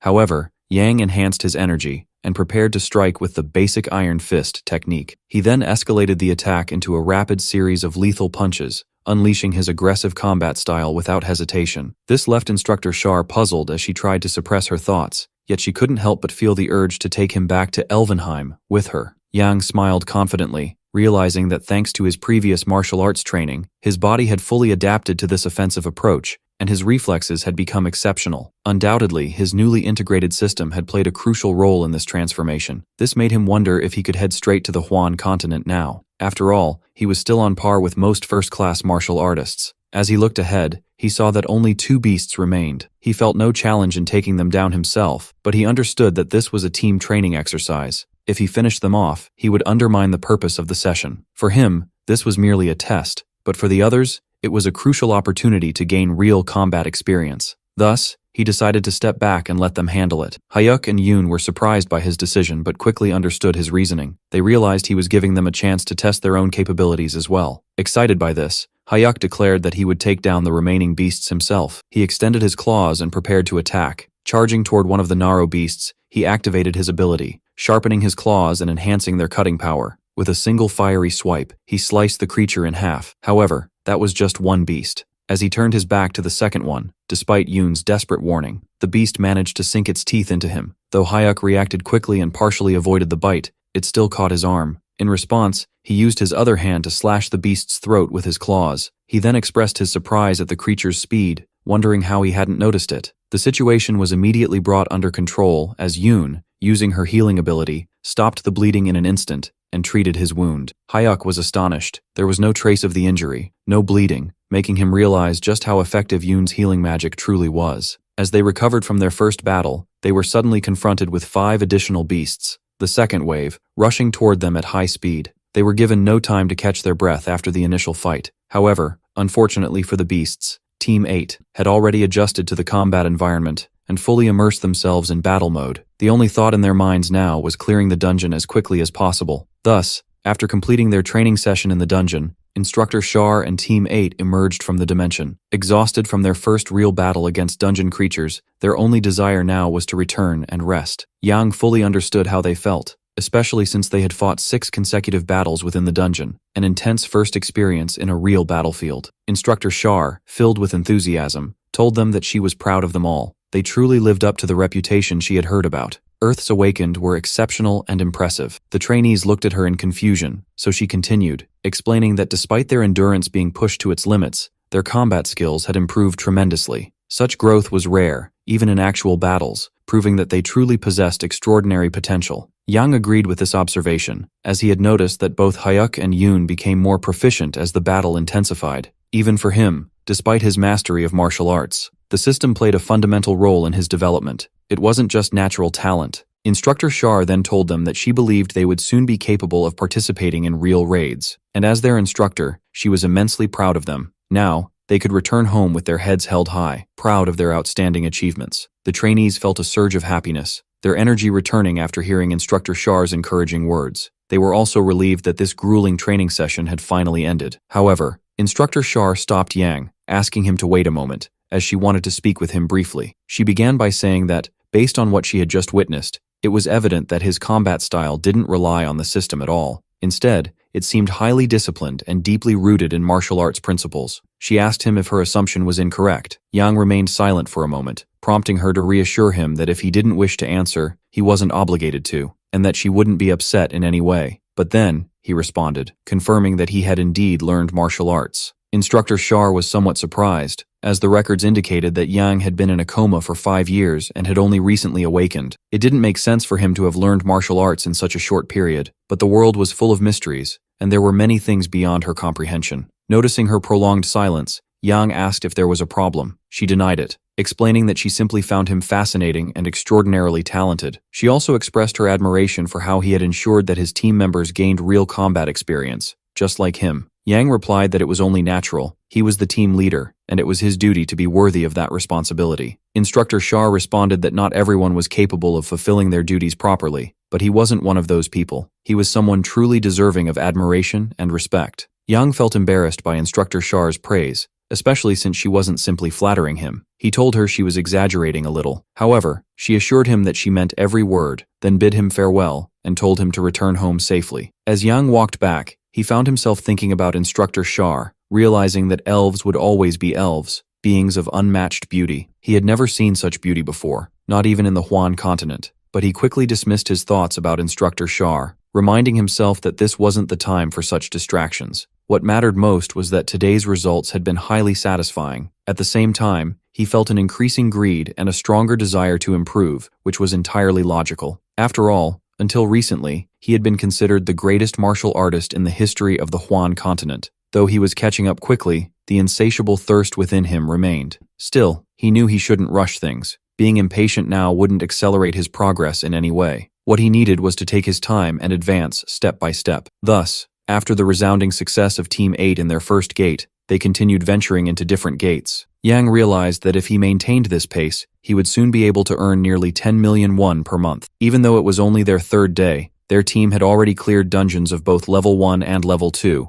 and had defeated a significant number of monsters. Additionally, Yang had been collecting the loot and resources obtained from each gate and selling them to buyers, since the bodies of monsters found in gates held value for certain traders. He decided to keep his earnings a secret from his family for the time being, planning to inform them at the right moment. Yoon interrupted his thoughts as she approached and asked if he was feeling all right. Yang was surprised by her question, but reassured her that he was completely fine. He then asked why she had said that. She replied that he seemed tense or overly excited, likely because he had single-handedly killed a large number of goblins. She then told him that he had gone a little overboard. Yang responded by saying that he had done it because, in the end, all of it meant more money, and he hadn't even realized how caught up he had been in the fight. Instructor Shar interrupted them, saying that his current condition was somewhat concerning and that he shouldn't be pushing himself like this. Yoon then commented that she felt envious of both of them because they had managed to adapt to the situation so quickly. She was especially surprised by Hyuk, who had initially struggled just like her, but now seemed completely accustomed to it. Yang noticed the truth in Yoon's words, and considered that Hyuk was likely doing all of this for the sake of money and his siblings. However, his thoughts were suddenly interrupted when he spotted a sharp arrow flying rapidly toward Hyuk. At the last moment, Yang managed to catch the arrow before it could strike Hyuk with a fatal blow.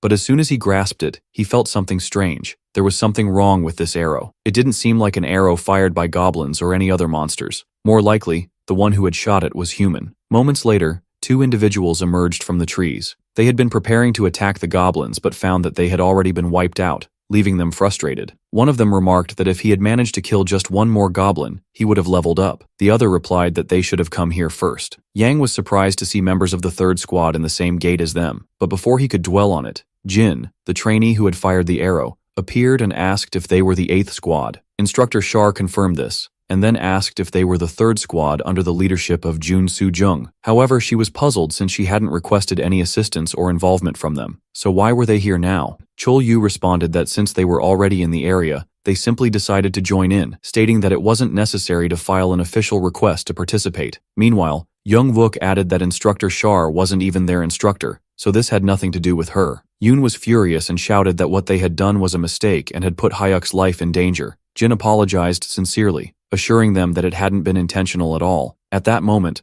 a 4th person appeared, saying that since no one had been harmed, an apology should be sufficient. He then added that Instructor Shar surely had no intention of scolding or punishing his team. The voice belonged to Jun Soo-jung, the instructor of the 3rd squad and a member of the Emoji Guild. Instructor Shar replied that this was only natural. While she was currently responsible for the 8th squad, she was also in charge of educating and guiding all the trainees. Jun Soo-jung responded by saying that this was such a cold answer, just what she expected from the flower of death. However, she insisted that what had happened wasn't a big deal. Trainees made mistakes, and no serious harm had occurred. Instructor Shar countered that even if it was just a mistake, what had happened posed a clear threat to a trainee's life. Therefore, a formal apology was required. Moreover, unregulated interference in an honorable battle was also a major issue. Jun Soo-jung replied that Shar had an outdated and rigid way of thinking, which was why she didn't enjoy talking to elves. But in any case, she believed the matter was settled, and that everyone should stay within their boundaries. Instructor Shar responded that she hadn't realized it before, but she wasn't just the instructor of the 8th squad, she was the lead instructor for the entire training program. So, if anyone was overstepping their boundaries here, it certainly wasn't her. Jun Soo-jung retorted with a sarcastic tone, saying that it was truly difficult to communicate with elders like her, who always viewed themselves as superior to everyone else. Regardless, she said they could take the loot and dungeon rewards, those cheap, filthy things, because none of her team members wanted them. And if Shar didn't like what had happened, she could file an official complaint with the Emoji Guild. However, she didn't want to hear any more pointless arguments, so she and her squad left. Even though Instructor Shar called after her, she didn't turn back. At the end of the day, the trainees finally departed after completing their training session, but Hyuk stopped Yang to thank him for what he had done during the battle. Yang responded that he hadn't done anything worth thanking. Still, Hyuk insisted on expressing his gratitude again, emphasizing that thanks to Yang, he had avoided a serious injury. Because of that, he was determined to invite him to dinner that night. Yang laughed and told him there was no need for that. However,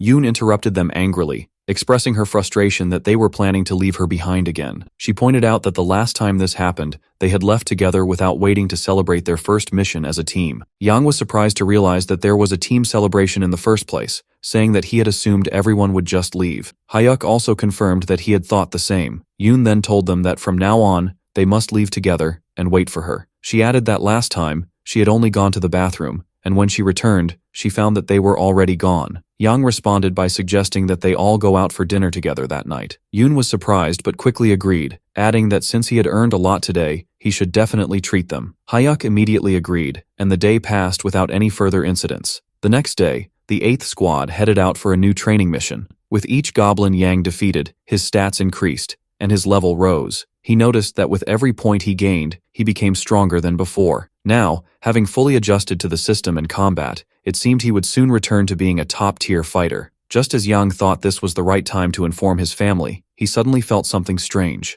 When he looked beside him, he discovered that an arrow had been aimed at him, but thanks to Instructor Shar, he was not hit. Instructor Shar spoke in a dark, angry tone, saying that she had noticed Instructor Soo-jung appearing more frequently than usual lately. Soo-jung responded in a cold, taunting manner, saying that she was sorry, but it wasn't up to her, and in any case, this wasn't just a mistake. Jin apologized for shooting the arrow, explaining that she had aimed in that direction because the instructor had ordered her to, and she hadn't known they were there. Instructor Shar then turned to Instructor Soo-jung, stating that this seemed like a clear and deliberate provocation. Soo-jung replied that they were the ones who started the provocation yesterday, especially after she learned that Shar had contacted the guild leader the day before. Instructor Shar countered that those who make mistakes must take responsibility for their actions. Soo-jung lost her temper, exclaiming that it was impossible to reason with Shar, adding that perhaps it would be best if she simply killed them all and freed herself from this headache. However, Instructor Shar remained calm, saying that she understood that Soo-jung disliked her personally, but now her actions had crossed the line entirely. Then, she mentioned Song Moon Hyuk, questioning whether Soo-jung was still infatuated with that person.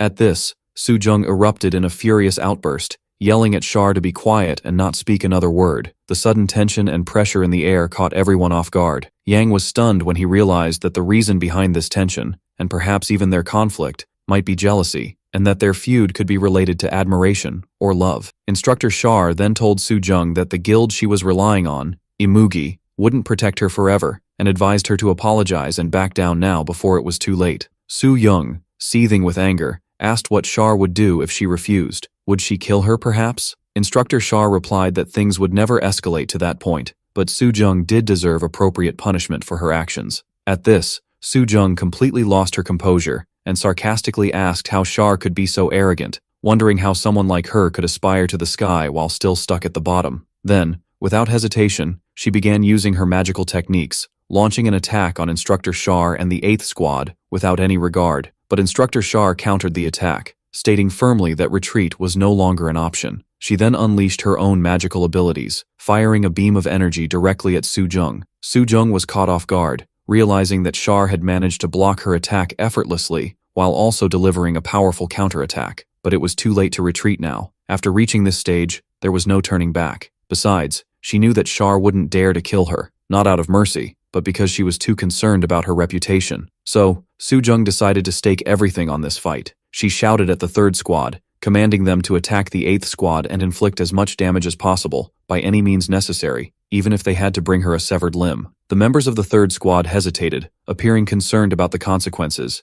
especially since they held no personal grudge against the 8th squad. However, Instructor Soo-jung's tone suddenly changed. She told them that if they wanted to join the Imugi Guild, this was what they had to do, hinting that a single arm or leg would suffice. After those words, the 3rd squad stopped thinking and charged toward the 8th squad, who remained standing in place. Instructor Shar smiled confidently, knowing that any battle fought now would inevitably end in their victory, though she didn't want them to initiate a violent attack. Instructor Soo-jung, on the other hand, was infuriated by Shar's composure, wanting to prove that the instructors she took such pride in would fall one by one before her. Yang noticed that the 3rd squad's fighters included a warrior class member and an archer, but he couldn't determine the 3rd specialty. Suddenly, the 3rd member, Jong-wook, activated his ability, massively enlarging his body. The 8th squad members were astonished by his transformation, impressed by his ability. It was the first time they had witnessed a shape-shifting skill. Yang dashed toward them, telling his teammates that he would handle the giant and the archer, and that all they had to do was deal with the spear wielder for a while.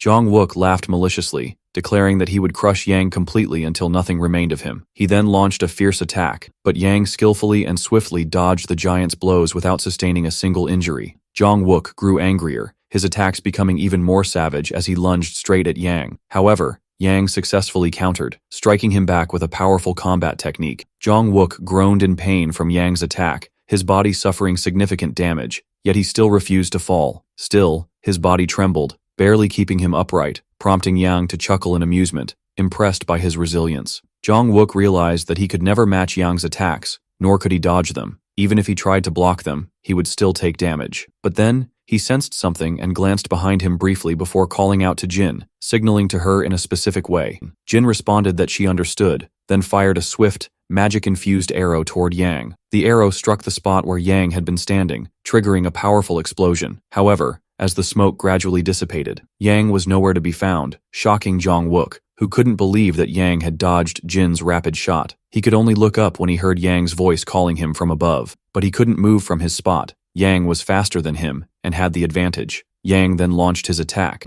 With a crushing punch aimed at Jong-wook's head, Yang finally made him fall. Jin stared at the scene, unable to believe her eyes. Yang had taken down Jong-wook with a single blow, despite his transformation into a giant. Yang then turned his gaze toward her, releasing his dark, terrifying aura, and told her that it was now her turn. Jin trembled, hastily preparing her bow and arrows while her hands shook. She pleaded with Yang to step away and leave, insisting it would be best for him. But Yang activated his ability to enhance his kicks, stating that this was for Hyuk, before delivering a powerful strike to the ground. The sheer force of the impact sent Jin tumbling down. Even though the attack wasn't directed at her, it was simply that overwhelming. For a brief moment, Yang wondered if he had gone too far, but his thoughts were interrupted when he heard someone calling for help. When he turned toward the voice, he saw Hyuk pinning Chol-yu to the ground, prepared to deliver a fatal blow with his sharp claws, even though Chol-yu kept repeating that it wasn't intentional, that the witch had forced them into this. At that moment, Yang intervened, grabbing Hyuk's hand to stop him. He then told him to calm down, and recognized that the person on the ground wasn't a monster, but a human. Hyuk was stunned when he realized what he had nearly done, then thanked Yang for stopping him in time before he made a terrible mistake.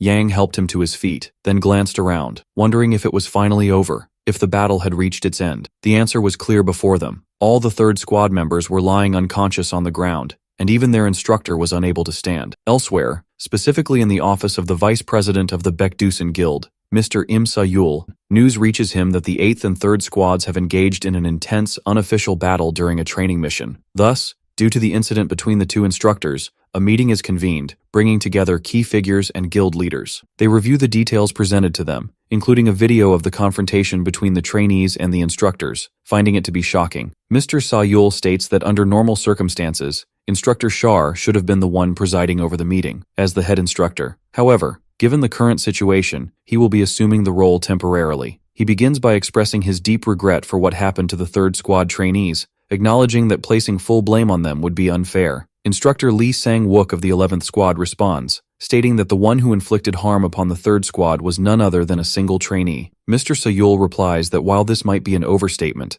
the matter ultimately falls under self-defense. At that, Instructor Soo-jung erupts in anger, exclaiming how such an act could be considered self-defense when none of the 8th squad members were harmed, while her own squad ended up in this state. But Mr. Sa-yul, in a calm yet distinctly threatening tone, asks her to sit down again, asserting that the greatest fault lies with her, as she was the one who prolonged the conflict over a trivial matter related to personal relationships. Instructor Soo-jung is about to retort sharply, her anger at Instructor Sa-yul reaching its peak. However, he interrupts her before she can speak, warning her about her words, as at this moment, he is acting as the head instructor, and he is the one who will pass judgment here. Another instructor interjects, saying that regardless of the situation, a hierarchy must be maintained. Mr. Sa-yul responds that he is well aware of that, which is precisely why he has gathered everyone here for a vote. He states that in this entire incident, there is only one trainee who could be held accountable, Yang Soo-hyuk. Mr. Sa-yul believes that Yang is no ordinary trainee, but rather an individual of exceptional talent, someone who greatly intrigues him. Continuing,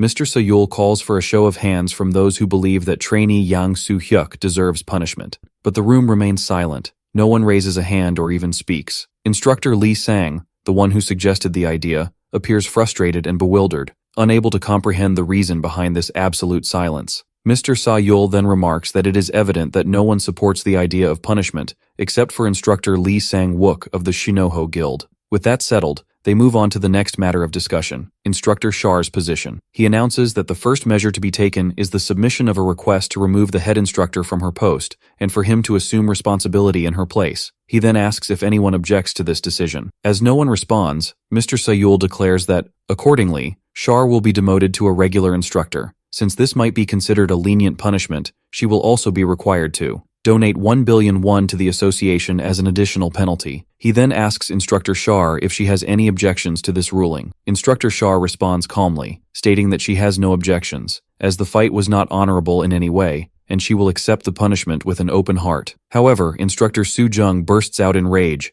exclaiming that this is surely a joke, that dismissing Shar from her position and fining her 1 billion won is far too lenient and insufficient. Mr. Sayul replies firmly that he considers this punishment appropriate and asks once more if there are any further objections from those present. Su Jung objects again, insisting that this decision is a blatant disregard for the Emoji Guild. Mr. Sayul then, in the same calm yet implicitly menacing tone, remarks that it seems the Black Witch has grown far too arrogant despite all the schemes that have been orchestrated. At that moment, Instructor Su Jung loses her temper and hurls an insult at him in front of everyone, causing the room to fall silent, not because of her words, but because Mr. Sai finally breaks his usual composure, erupting in fury. He warns her never to dare speak on behalf of his guild again and demands that she recognize her place, adding that training and guiding the recruits is about preparing for South Korea's future, a noble mission aimed at protecting the land. Yet in the end, someone like her dares to taint this noble cause over something as trivial as a romantic dispute. His anger intensifies as he directs his words at her, saying, "The Black Witch, Jung Su Jung. From this moment on, you and all members of the Emoji Guild are banned from holding any training positions for the next 3 years." Su Jung is utterly stunned and furiously demands to know by what authority he can issue such a decision. He calmly replies that as the overseer of the 56th training course,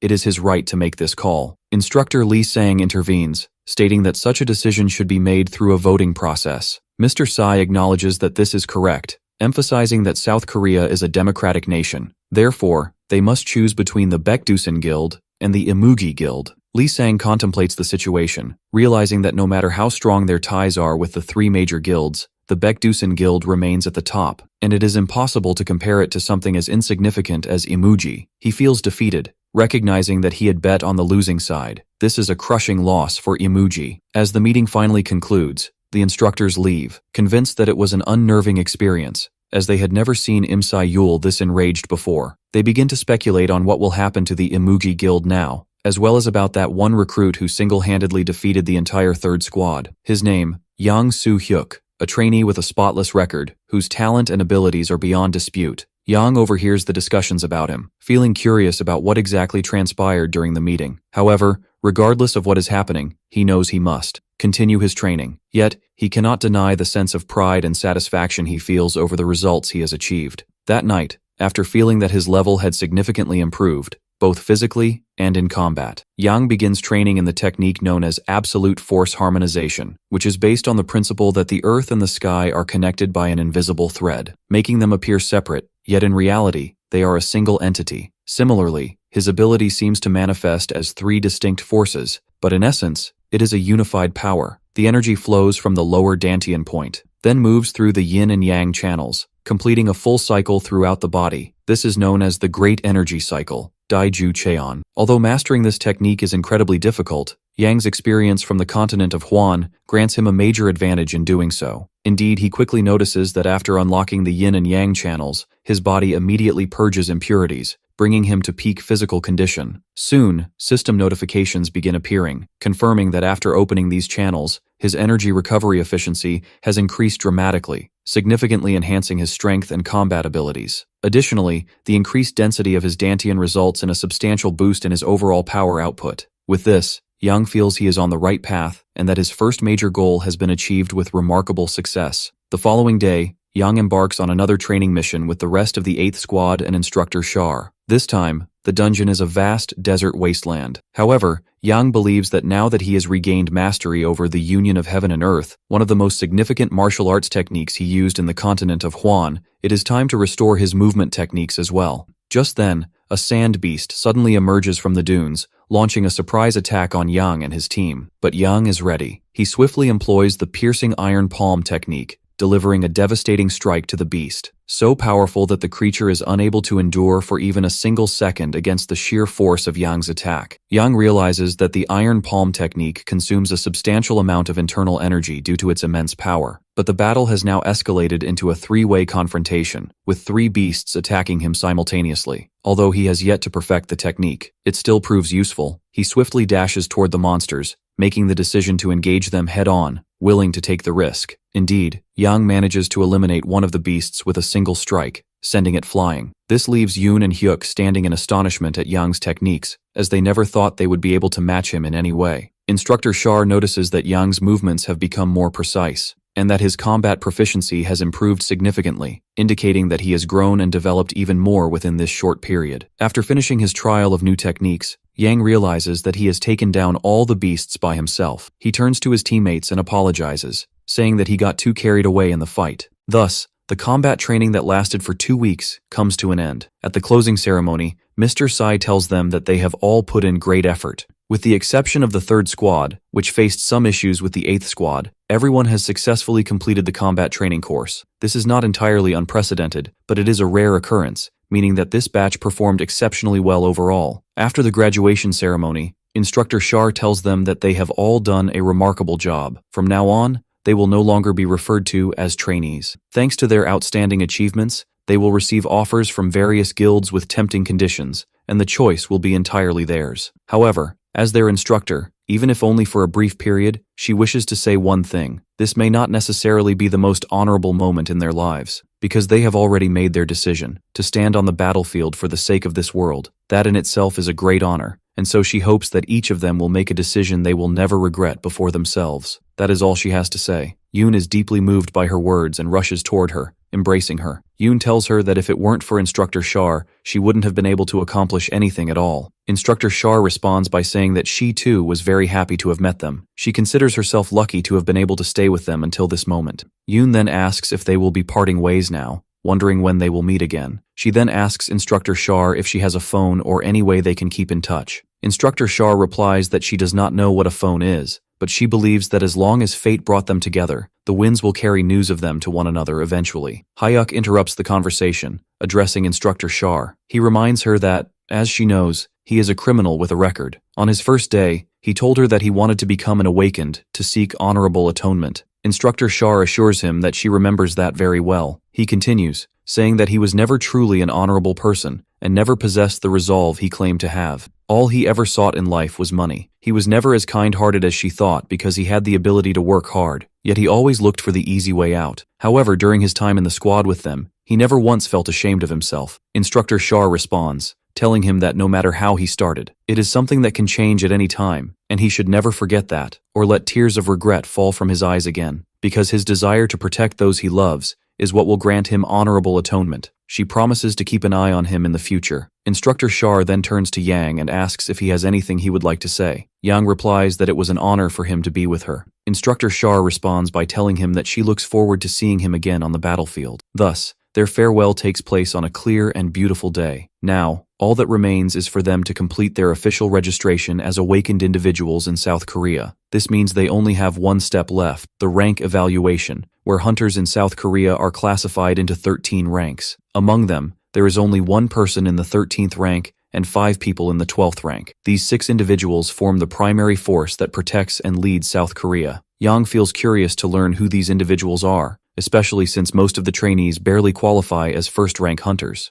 Yang proceeds to measure his rank, placing his hand on the glowing crystal to determine his classification accurately. The staff member overseeing the process was feeling drowsy, as nothing noteworthy had happened. However, he is shocked when Mr. Yang Soo-hyuk's rank appears before him. It is the 6th rank, according to the magical crystal's measurement. Yang recalls a group of extraordinary individuals known as the Universal 8, or the 8 Global Heroes. This title is given to those who have reached the 13th rank, also known as the human apex. Among them was a genius in his early 20s who managed to reach the 4th rank immediately after completing his training. He did not belong to any guild but always stood out on his own, clearing numerous gates. That person was Baek Mo-hak, a true champion in this field, having achieved an unprecedented record not only in South Korea, but even on a global scale. It was rare for someone to exhibit such rapid growth and skill, but Yang now feels that he has surpassed even Baek Mo-hak's accomplishments. The staff member responds to Yang, asking him to wait a moment while he finalizes the paperwork and issues his hunter license. Yang thinks to himself that Earth's awakened are stronger than he initially expected, while he assumed that the human race, according to the Dimensional Union, was classified at an intermediate level. The elves, in contrast, were categorized as upper intermediate. Meanwhile, the beings leading the Dimensional Union, to which Earth belongs,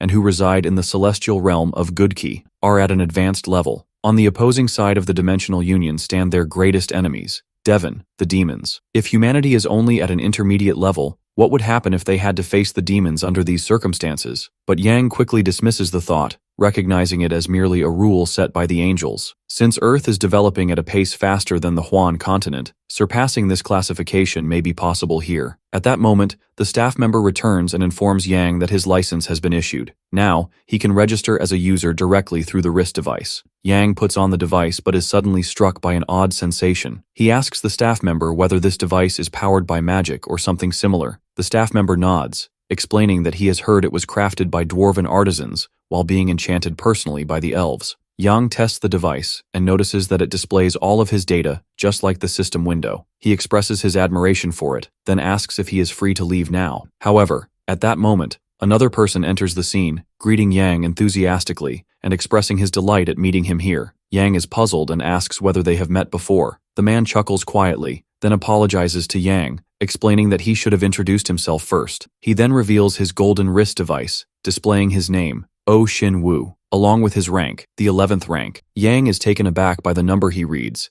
as it means the man standing before him is one of the strongest hunters in South Korea. Oh Shin Woo extends his hand toward Yang and, with a smile, requests a brief conversation about a simple matter, if possible. Inside Mr. Shin Woo's office, he tells Yang that he will prepare a delicious drink for him. He then begins brewing it in a kettle and places it over the fire. Meanwhile, Mr. Shin Woo gets carried away with the loud music playing in his office, dancing and humming along. He then turns on the heater with his hands and tells Yang that the weather has been very cold and unpredictable lately. Personally, he has caught a cold multiple times during this period, so they should both be careful and stay warm. Yang replies that he is absolutely right, though inwardly, he finds the man to be quite eccentric. Mr. Shin Woo then pours the drink and asks Yang to taste it, explaining that there is a clear reason why foreigners love this particular beverage. Yang takes the cup from him, and Mr. Shin Woo asks if he does not like it. However, Yang assures him that he enjoys it very much. Shin Woo confidently responds that he knew Yang would like it. He adds that he dislikes asking his secretaries to prepare his drinks since they already have enough tasks to handle. And since he has 2 hands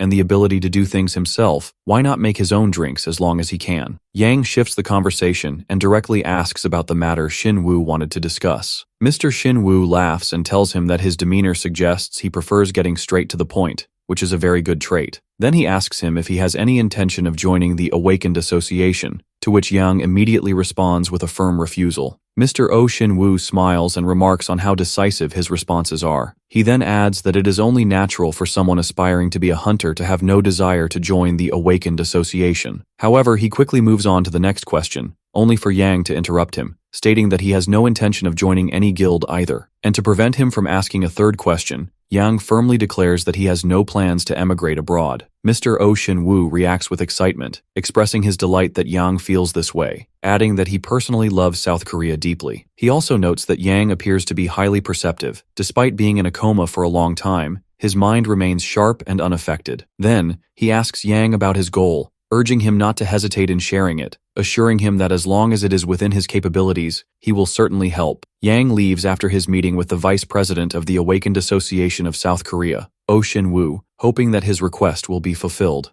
Just then, he remembers Yoon and Hyuk, and when he checks his phone, he finds a message from them stating that they have both reached the 3rd rank. Realizing that they will also be very busy, he sends them his congratulations and wishes them success in the future. However, at that moment, Yang senses something strange, as if detecting a powerful and unfamiliar presence. When he turns around, he spots a bright light, or a beam shining in the distance, piquing his curiosity about its origin. He rushes toward it to investigate and satisfy his curiosity. As he approaches, he finds a crowd of people gathered. Standing among them, he wonders why such a scene is unfolding at this time and in this particular place. A gate appears before him, but he questions why it has manifested here, especially given the intense energy radiating from it. Security vehicles arrive, announcing the appearance of a gate and instructing civilians to calmly and safely proceed to the underground shelter at Sancheon Station. They report that a 5th-grade gate has been detected near Sancheon Station, and that more than 10 people have already been pulled inside. However, there is no need for panic, and everyone should remain calm, as the awakened have arrived and need space to move in. The guards stand in front of the gate, uncertain about what they should do at the moment, or whether they should wait for the hunters to arrive. They also do not want to enter the gate alone. At that moment,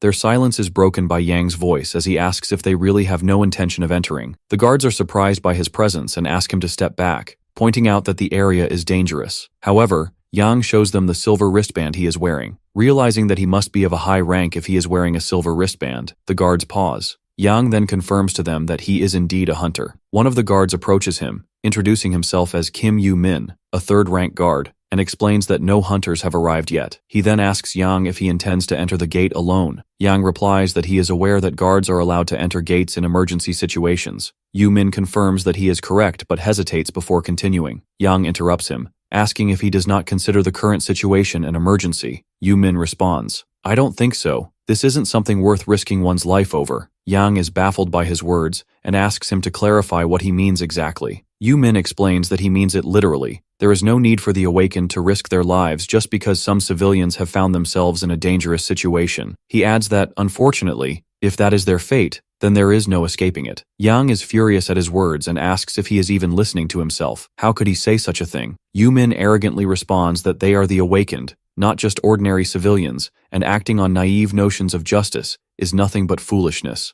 Yang angrily retorts that this has nothing to do with justice, and that anyone who possesses power yet cowers like a frightened turtle has no right to be awakened in the first place. Instead, they should be ashamed of themselves and of such words. The state does not pay them millions annually just to stand idly by without taking action. Yu-min feels the overwhelming presence of Yang and a power exceeding his expectations. He expresses his surprise, as this is the first time he has witnessed an ability like Yang's rapid movement when the latter dashes toward the gate. Yu-min shouts, warning Yang that entering the gate alone as a hunter is illegal, threatening to report him to the association if he does not stop immediately. However, Yang smirks sarcastically, telling him that babies like him serve no purpose here, and that if he has enough time to shout and complain, he should just leave and be a good boy for his family. Yang enters the gate, further enraging Yu-min, who yells at him, saying he should not think that his high rank makes him superior to everyone else, questioning his true identity. He then vows in his mind that he will make Yang regret what he did, but only if he even manages to return from the gate before becoming food for the monsters. His thoughts are abruptly interrupted when he sees Han Tai-min also stepping toward the gate. Yu-min snaps at him, asking if he has lost his mind, insisting that entering that gate means certain death. Han Tai-min replies that he is past childhood, unlike Yu-min, and that he has no problem taking responsibility and doing his job properly. Yu-min becomes even more infuriated as he watches Tai-min enter the gate, believing that everyone has gone insane and thinks they are the smartest people alive. Meanwhile, in another location, inside the gate, a man suddenly finds himself in a strange environment and feels terrified for his daughter, Mi-young. Suddenly, he hears someone screaming for help. Realizing he is inside the gate, but unsure of what to do, he starts running away at full speed, unwilling to stay there, knowing that if he dies, his wife and daughter will have no one to care for them. But as he runs, he fails to notice what lies ahead and trips over something on the ground, falling hard. When he opens his eyes, his terror intensifies. He finds himself face to face with a gigantic flower. He starts screaming, begging not to die, pleading for anyone nearby to save him. As he tries to escape, the predatory flower suddenly lashes out, wrapping its tendrils around him and preventing his retreat while preparing to consume him. The man continues to scream for help until he sees Yang approaching. Recognizing him as an awakened, the man desperately calls out to him for rescue. Yang is well aware of this type of monster, officially known as Atel, which stands between 2 to 3 meters tall, with dark purple coloring and strong tentacle-like appendages. Yang finds it somewhat difficult to get close to the creature and wishes he had a sword, which would have made the fight much easier. However, he realizes that the situation is dire, and regardless of the circumstances, he has no choice but to eliminate the predatory flower at any cost. He dashes toward it with speed, using the wind kick technique to deal maximum damage. And indeed, Yang's attack succeeds. He completely annihilates the monstrous plant. The man he saved watches in shock and amazement, having never witnessed a real battle before. Yang approaches him and introduces himself, stating that his name is Yang Soo-hyuk, a 6th-rank hunter, reassuring him that there is nothing to worry about anymore. The man, still in shock, expresses his gratitude with deep appreciation for being saved. At that moment, The rest of the guards arrive where Yang and the man are, saying that they came to assist. Upon arrival, they ask Yang if he and the man are okay, or if they have suffered any serious injuries. Yang replies that they are both fine. Han Tai-min steps forward, and when he looks ahead, he is stunned to see that the monster has already been defeated. He expresses his disbelief that Yang managed to take down such a creature alone. Yang replies that even he had not expected it, but it happened quickly. He then asks Tai-min to take care of the man. He adds that he is going to see if there are any other survivors in need of help, but before he can leave, Han Tai-min stops him. He hands him a sword, noting that he saw Yang had no equipment, and that this weapon would be very useful in fighting the Atel creatures. Yang takes the sword, thanking Tai-min, commenting that it looks sturdy and will be quite handy in combat. He then quickly departs, leaving the guards behind as he heads off to search for any other survivors. He can already sense multiple people in that direction, estimating that about 20 individuals are trapped inside this gate. But so far, he has only managed to rescue one. Therefore, he is determined to save them all today and close this gate once and for all. Yang makes his way forward, contemplating that the primary goal of hunters is to destroy the Cosmo Core, which serves as the central mechanism within the gate, allowing them to close it completely. This is because the Cosmo Core is considered the beating heart that maintains the stability of the world and appears in various forms, whether as the strongest living creature, a specific entity, or even a structure within that dimension. This means that if the dungeon boss is defeated carelessly, this entire world may collapse, resulting in the deaths of all the survivors trapped here. Therefore, rescuing the survivors must come first before taking down the boss. Fortunately, there is still time for that. Yang unsheathes his sword, realizing that he hasn't used one in a long time, yet he can immediately tell that the sword he wields now is extraordinary. He effortlessly slices through an Atel beast with precision, his movements becoming more fluid than before. System notifications begin to inform Yang that his level has increased. He notices that the craftsmanship of this sword is on par with that of a first-rank blacksmith from Huan continent. After finally rescuing a considerable number of survivors, he informs them that he will be leaving. His goal is to save the remaining people. Then he asks the guards to protect this area until he returns. Han Tai asks if he is sure he will be fine, especially since this place is swarming with Atel monsters. Yang reassures him, saying that he has already taken down many Atel beasts, and fortunately, the range of this world does not seem vast. Once he gathers all the survivors, he will return here immediately. Han Tai suggests that it would be best to establish a single, fixed gathering point, otherwise they might lose their way. He then displays a map and suggests marking separate locations while maintaining communication with each other and the rest of the guards. Additionally, he states that he will send Yang the locations of the 3 remaining individuals via licensed mail. Yang responds, saying that this method will make the operation much more organized, and he expresses his admiration for the multiple functions of the awakened wristband. Han Tai continues, apologizing for not being able to provide much assistance. However, he clarifies that his team is not strong enough to participate directly in combat. Yang replies that just his intervention and help were enough, but for now, they should focus solely on saving people. Thus, with the support of the guard unit, rescue operations proceeded smoothly, and Yang managed to secure all the survivors and ensure their safety. Now that the matter is settled, he can fully focus on fighting and clearing this dungeon with only the Cosmo Core left to be destroyed. Yang heads toward the energy source and finally encounters the dungeon boss, a massive Atel flower, towering at nearly 3 meters in height. Yet this does not deter him in the slightest. He swiftly charges at the Atel, attacking it with full force. However, he is taken aback when he realizes that it is not just its enormous size, it also possesses tentacles far stronger than usual. This means that standard sword techniques will have little effect on it, which was to be expected, as the boss is bound to be significantly stronger than ordinary monsters. Yang ponders deeply, realizing that he has no other option. Although this technique is not his preferred style, there is no room for hesitation anymore. He decides to use a dangerous technique, Demonic Death Blade. If he can master it, his power will surpass advanced combat techniques and even rival celestial martial arts. With this, the full force of the sword will be under his control, and all he needs to do is resist the darkness lurking within it, as there is no other way. To defeat his current sole adversary, the giant Atel, he resolves to eliminate it at once. He then lunges at the colossal Atel, determined to finish it swiftly using his demonic technique. He delivers the finishing blow, instantly cutting down the monstrous predatory flower with no delay whatsoever. Yang exhales in relief, realizing that he has successfully accomplished his goal, yet system notifications continue appearing before him incessantly. He discovers that a new skill grants him immunity against mental corruption, and he considers that utilizing it correctly could have a tremendous impact. He decides to select this skill, but he is completely taken aback by the sudden system notifications that appear. Meanwhile, On the other side of the gate, the guards grow increasingly anxious about Yang, wanting to ensure his safety, especially since he had asked them to move ahead first, but he has been inside the gate for a long time without emerging yet. As they discuss the matter, Yang finally steps out of the gate,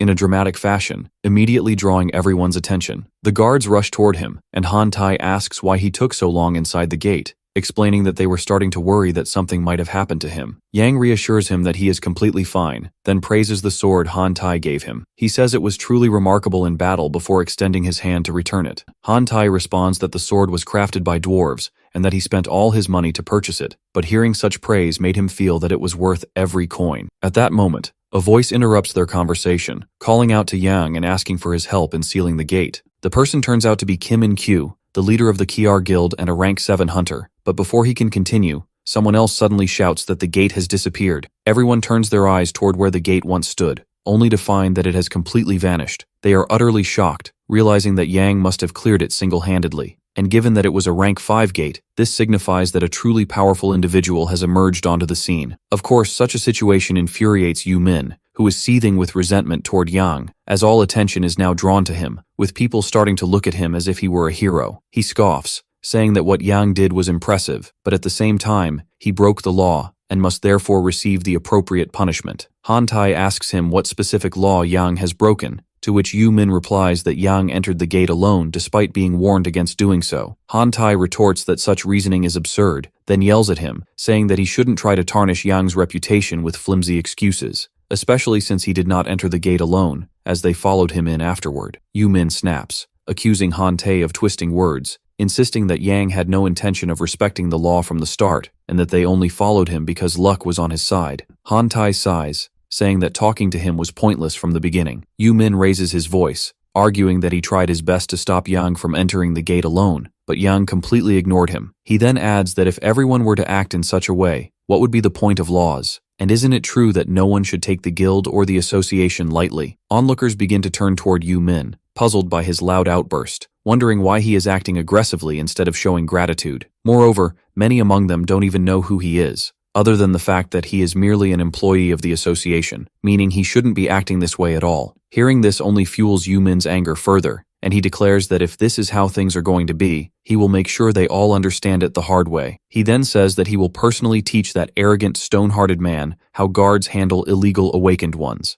Grabbing Yang by the collar, he declares that this is the end for him, and that he will receive the punishment he deserves as a criminal. Yang simply looks at him without uttering a word, further infuriating Yu Min, who shouts that if Yang wants to hit him, he should go ahead and do it. After all, if he's already a criminal, what harm would one more crime do? As he continues his threats, vowing that he will personally make sure Yang rots in prison, he is abruptly silenced by a powerful punch to the gut from Yang. Yu Min collapses to the ground in pain, gasping that he will ensure Yang suffers in jail for this. At that moment, Kim In-kyu, the hunter present at the scene, steps in and yells at Yu Min, saying that he should have thanked Yang for saving lives and closing the gate instead of acting like a madman. Yu Min, still clutching his stomach, angrily demands to know who he is and why he is interfering. Q responds that he is the leader of the Kiar Guild and dares him to try arresting him as well. At that moment, Oh Shin-woo arrives, requesting that everyone calm down and make way for him to speak for just a minute. He then removes his glasses, and his tone takes on a serious edge as he announces that he has been listening to the conversation from afar. After that, he introduces himself as the vice president of the Awakened Association,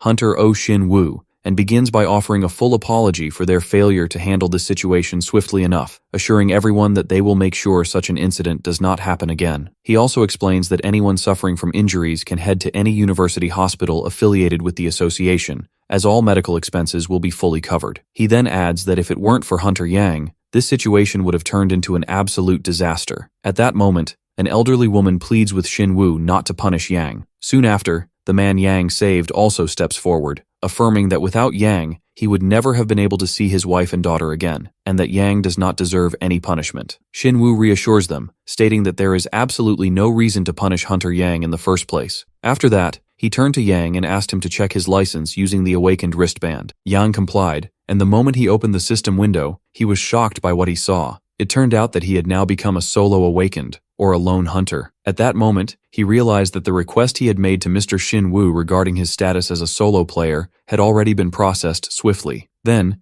Mr. Shin explained to everyone that a solo player is authorized to enter gates alone. Additionally, As an awakened, he had made great efforts to save people. For that reason, he deserved a reward, and Shinwoo asked everyone to applaud today's hero, Mr. Yang Soo-hyuk. And so, thanks to Oh Shin-woo's intervention, the gate incident was quickly resolved. As for Kim Yu-min, based on witness testimonies, his license was suspended for 3 months due to his lack of the proper mindset for an awakened. It was also decided that he would undergo 2 months of training before being assigned to frontline duty for 6 months. After that, Yang shook hands with Mr. Shin-woo, who thanked him for his efforts and hard work. Additionally, Yang was promoted 2 ranks in the hunter classification, reaching rank 8, and received a monetary reward of approximately 20 million won. At that moment, Yang made one more request to Mr. Shin-woo, to keep his name hidden due to this incident and ensure his anonymity. Shin-woo replied that he didn't know the reason behind this request, but assured him that it wouldn't be difficult to fulfill, and he would see to it. Yang thanked Shin-woo before leaving and heading home. At home, Yang began inspecting the rewards he had obtained that day. The prize included monastones, each valued at around 80 million won. He had 2 of them, as guard Han Tai had stopped him on his way back and handed them over after noticing that he hadn't had a chance to collect any due to being occupied with rescuing people. Yang considered it an unexpected bonus,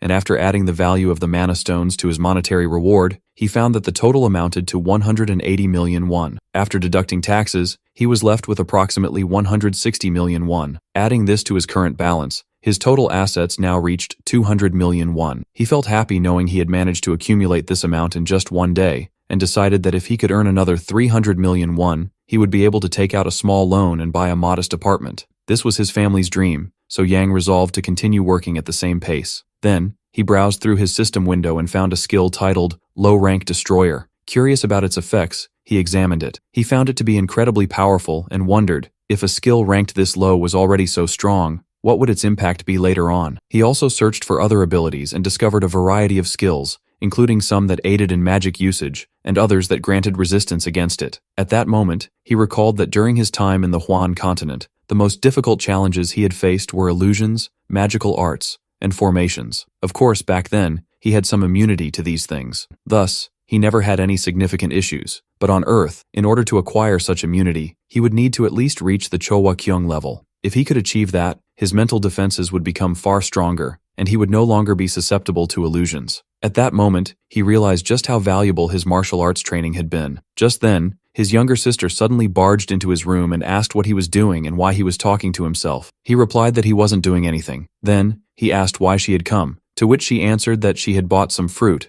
and wanted him to come eat with her. They sat together, eating while listening to the news, which reported an explosion at a gate near Shincheon Station that had caused chaos earlier that afternoon. At that moment, his sister mentioned that she had been in Shincheon that day, and that the situation had indeed been chaotic, with people fleeing while awakened hunters rushed in from all directions. Yang felt a twinge of concern about the possibility of his identity being exposed, but then he recalled that he had asked Vice President Oh Shin-woo to keep everything undisclosed. He was confident that the situation would be under control. Nonetheless, he realized that he wouldn't be able to keep this hidden forever. Then, he caught sight of the system wristband on his arm and felt that he should tell his sister the truth when they were alone. However, he knew that if he told her he had been involved in a dangerous incident on his very first day, she might become anxious or even object to his actions. So, he quickly concealed the wristband he was wearing. But his sister noticed. She grabbed his hand and asked him if the wristband was real, just like the ones worn by awakened hunters. And when she confirmed it, she was completely stunned, asking in disbelief if this meant he had truly become one of the awakened.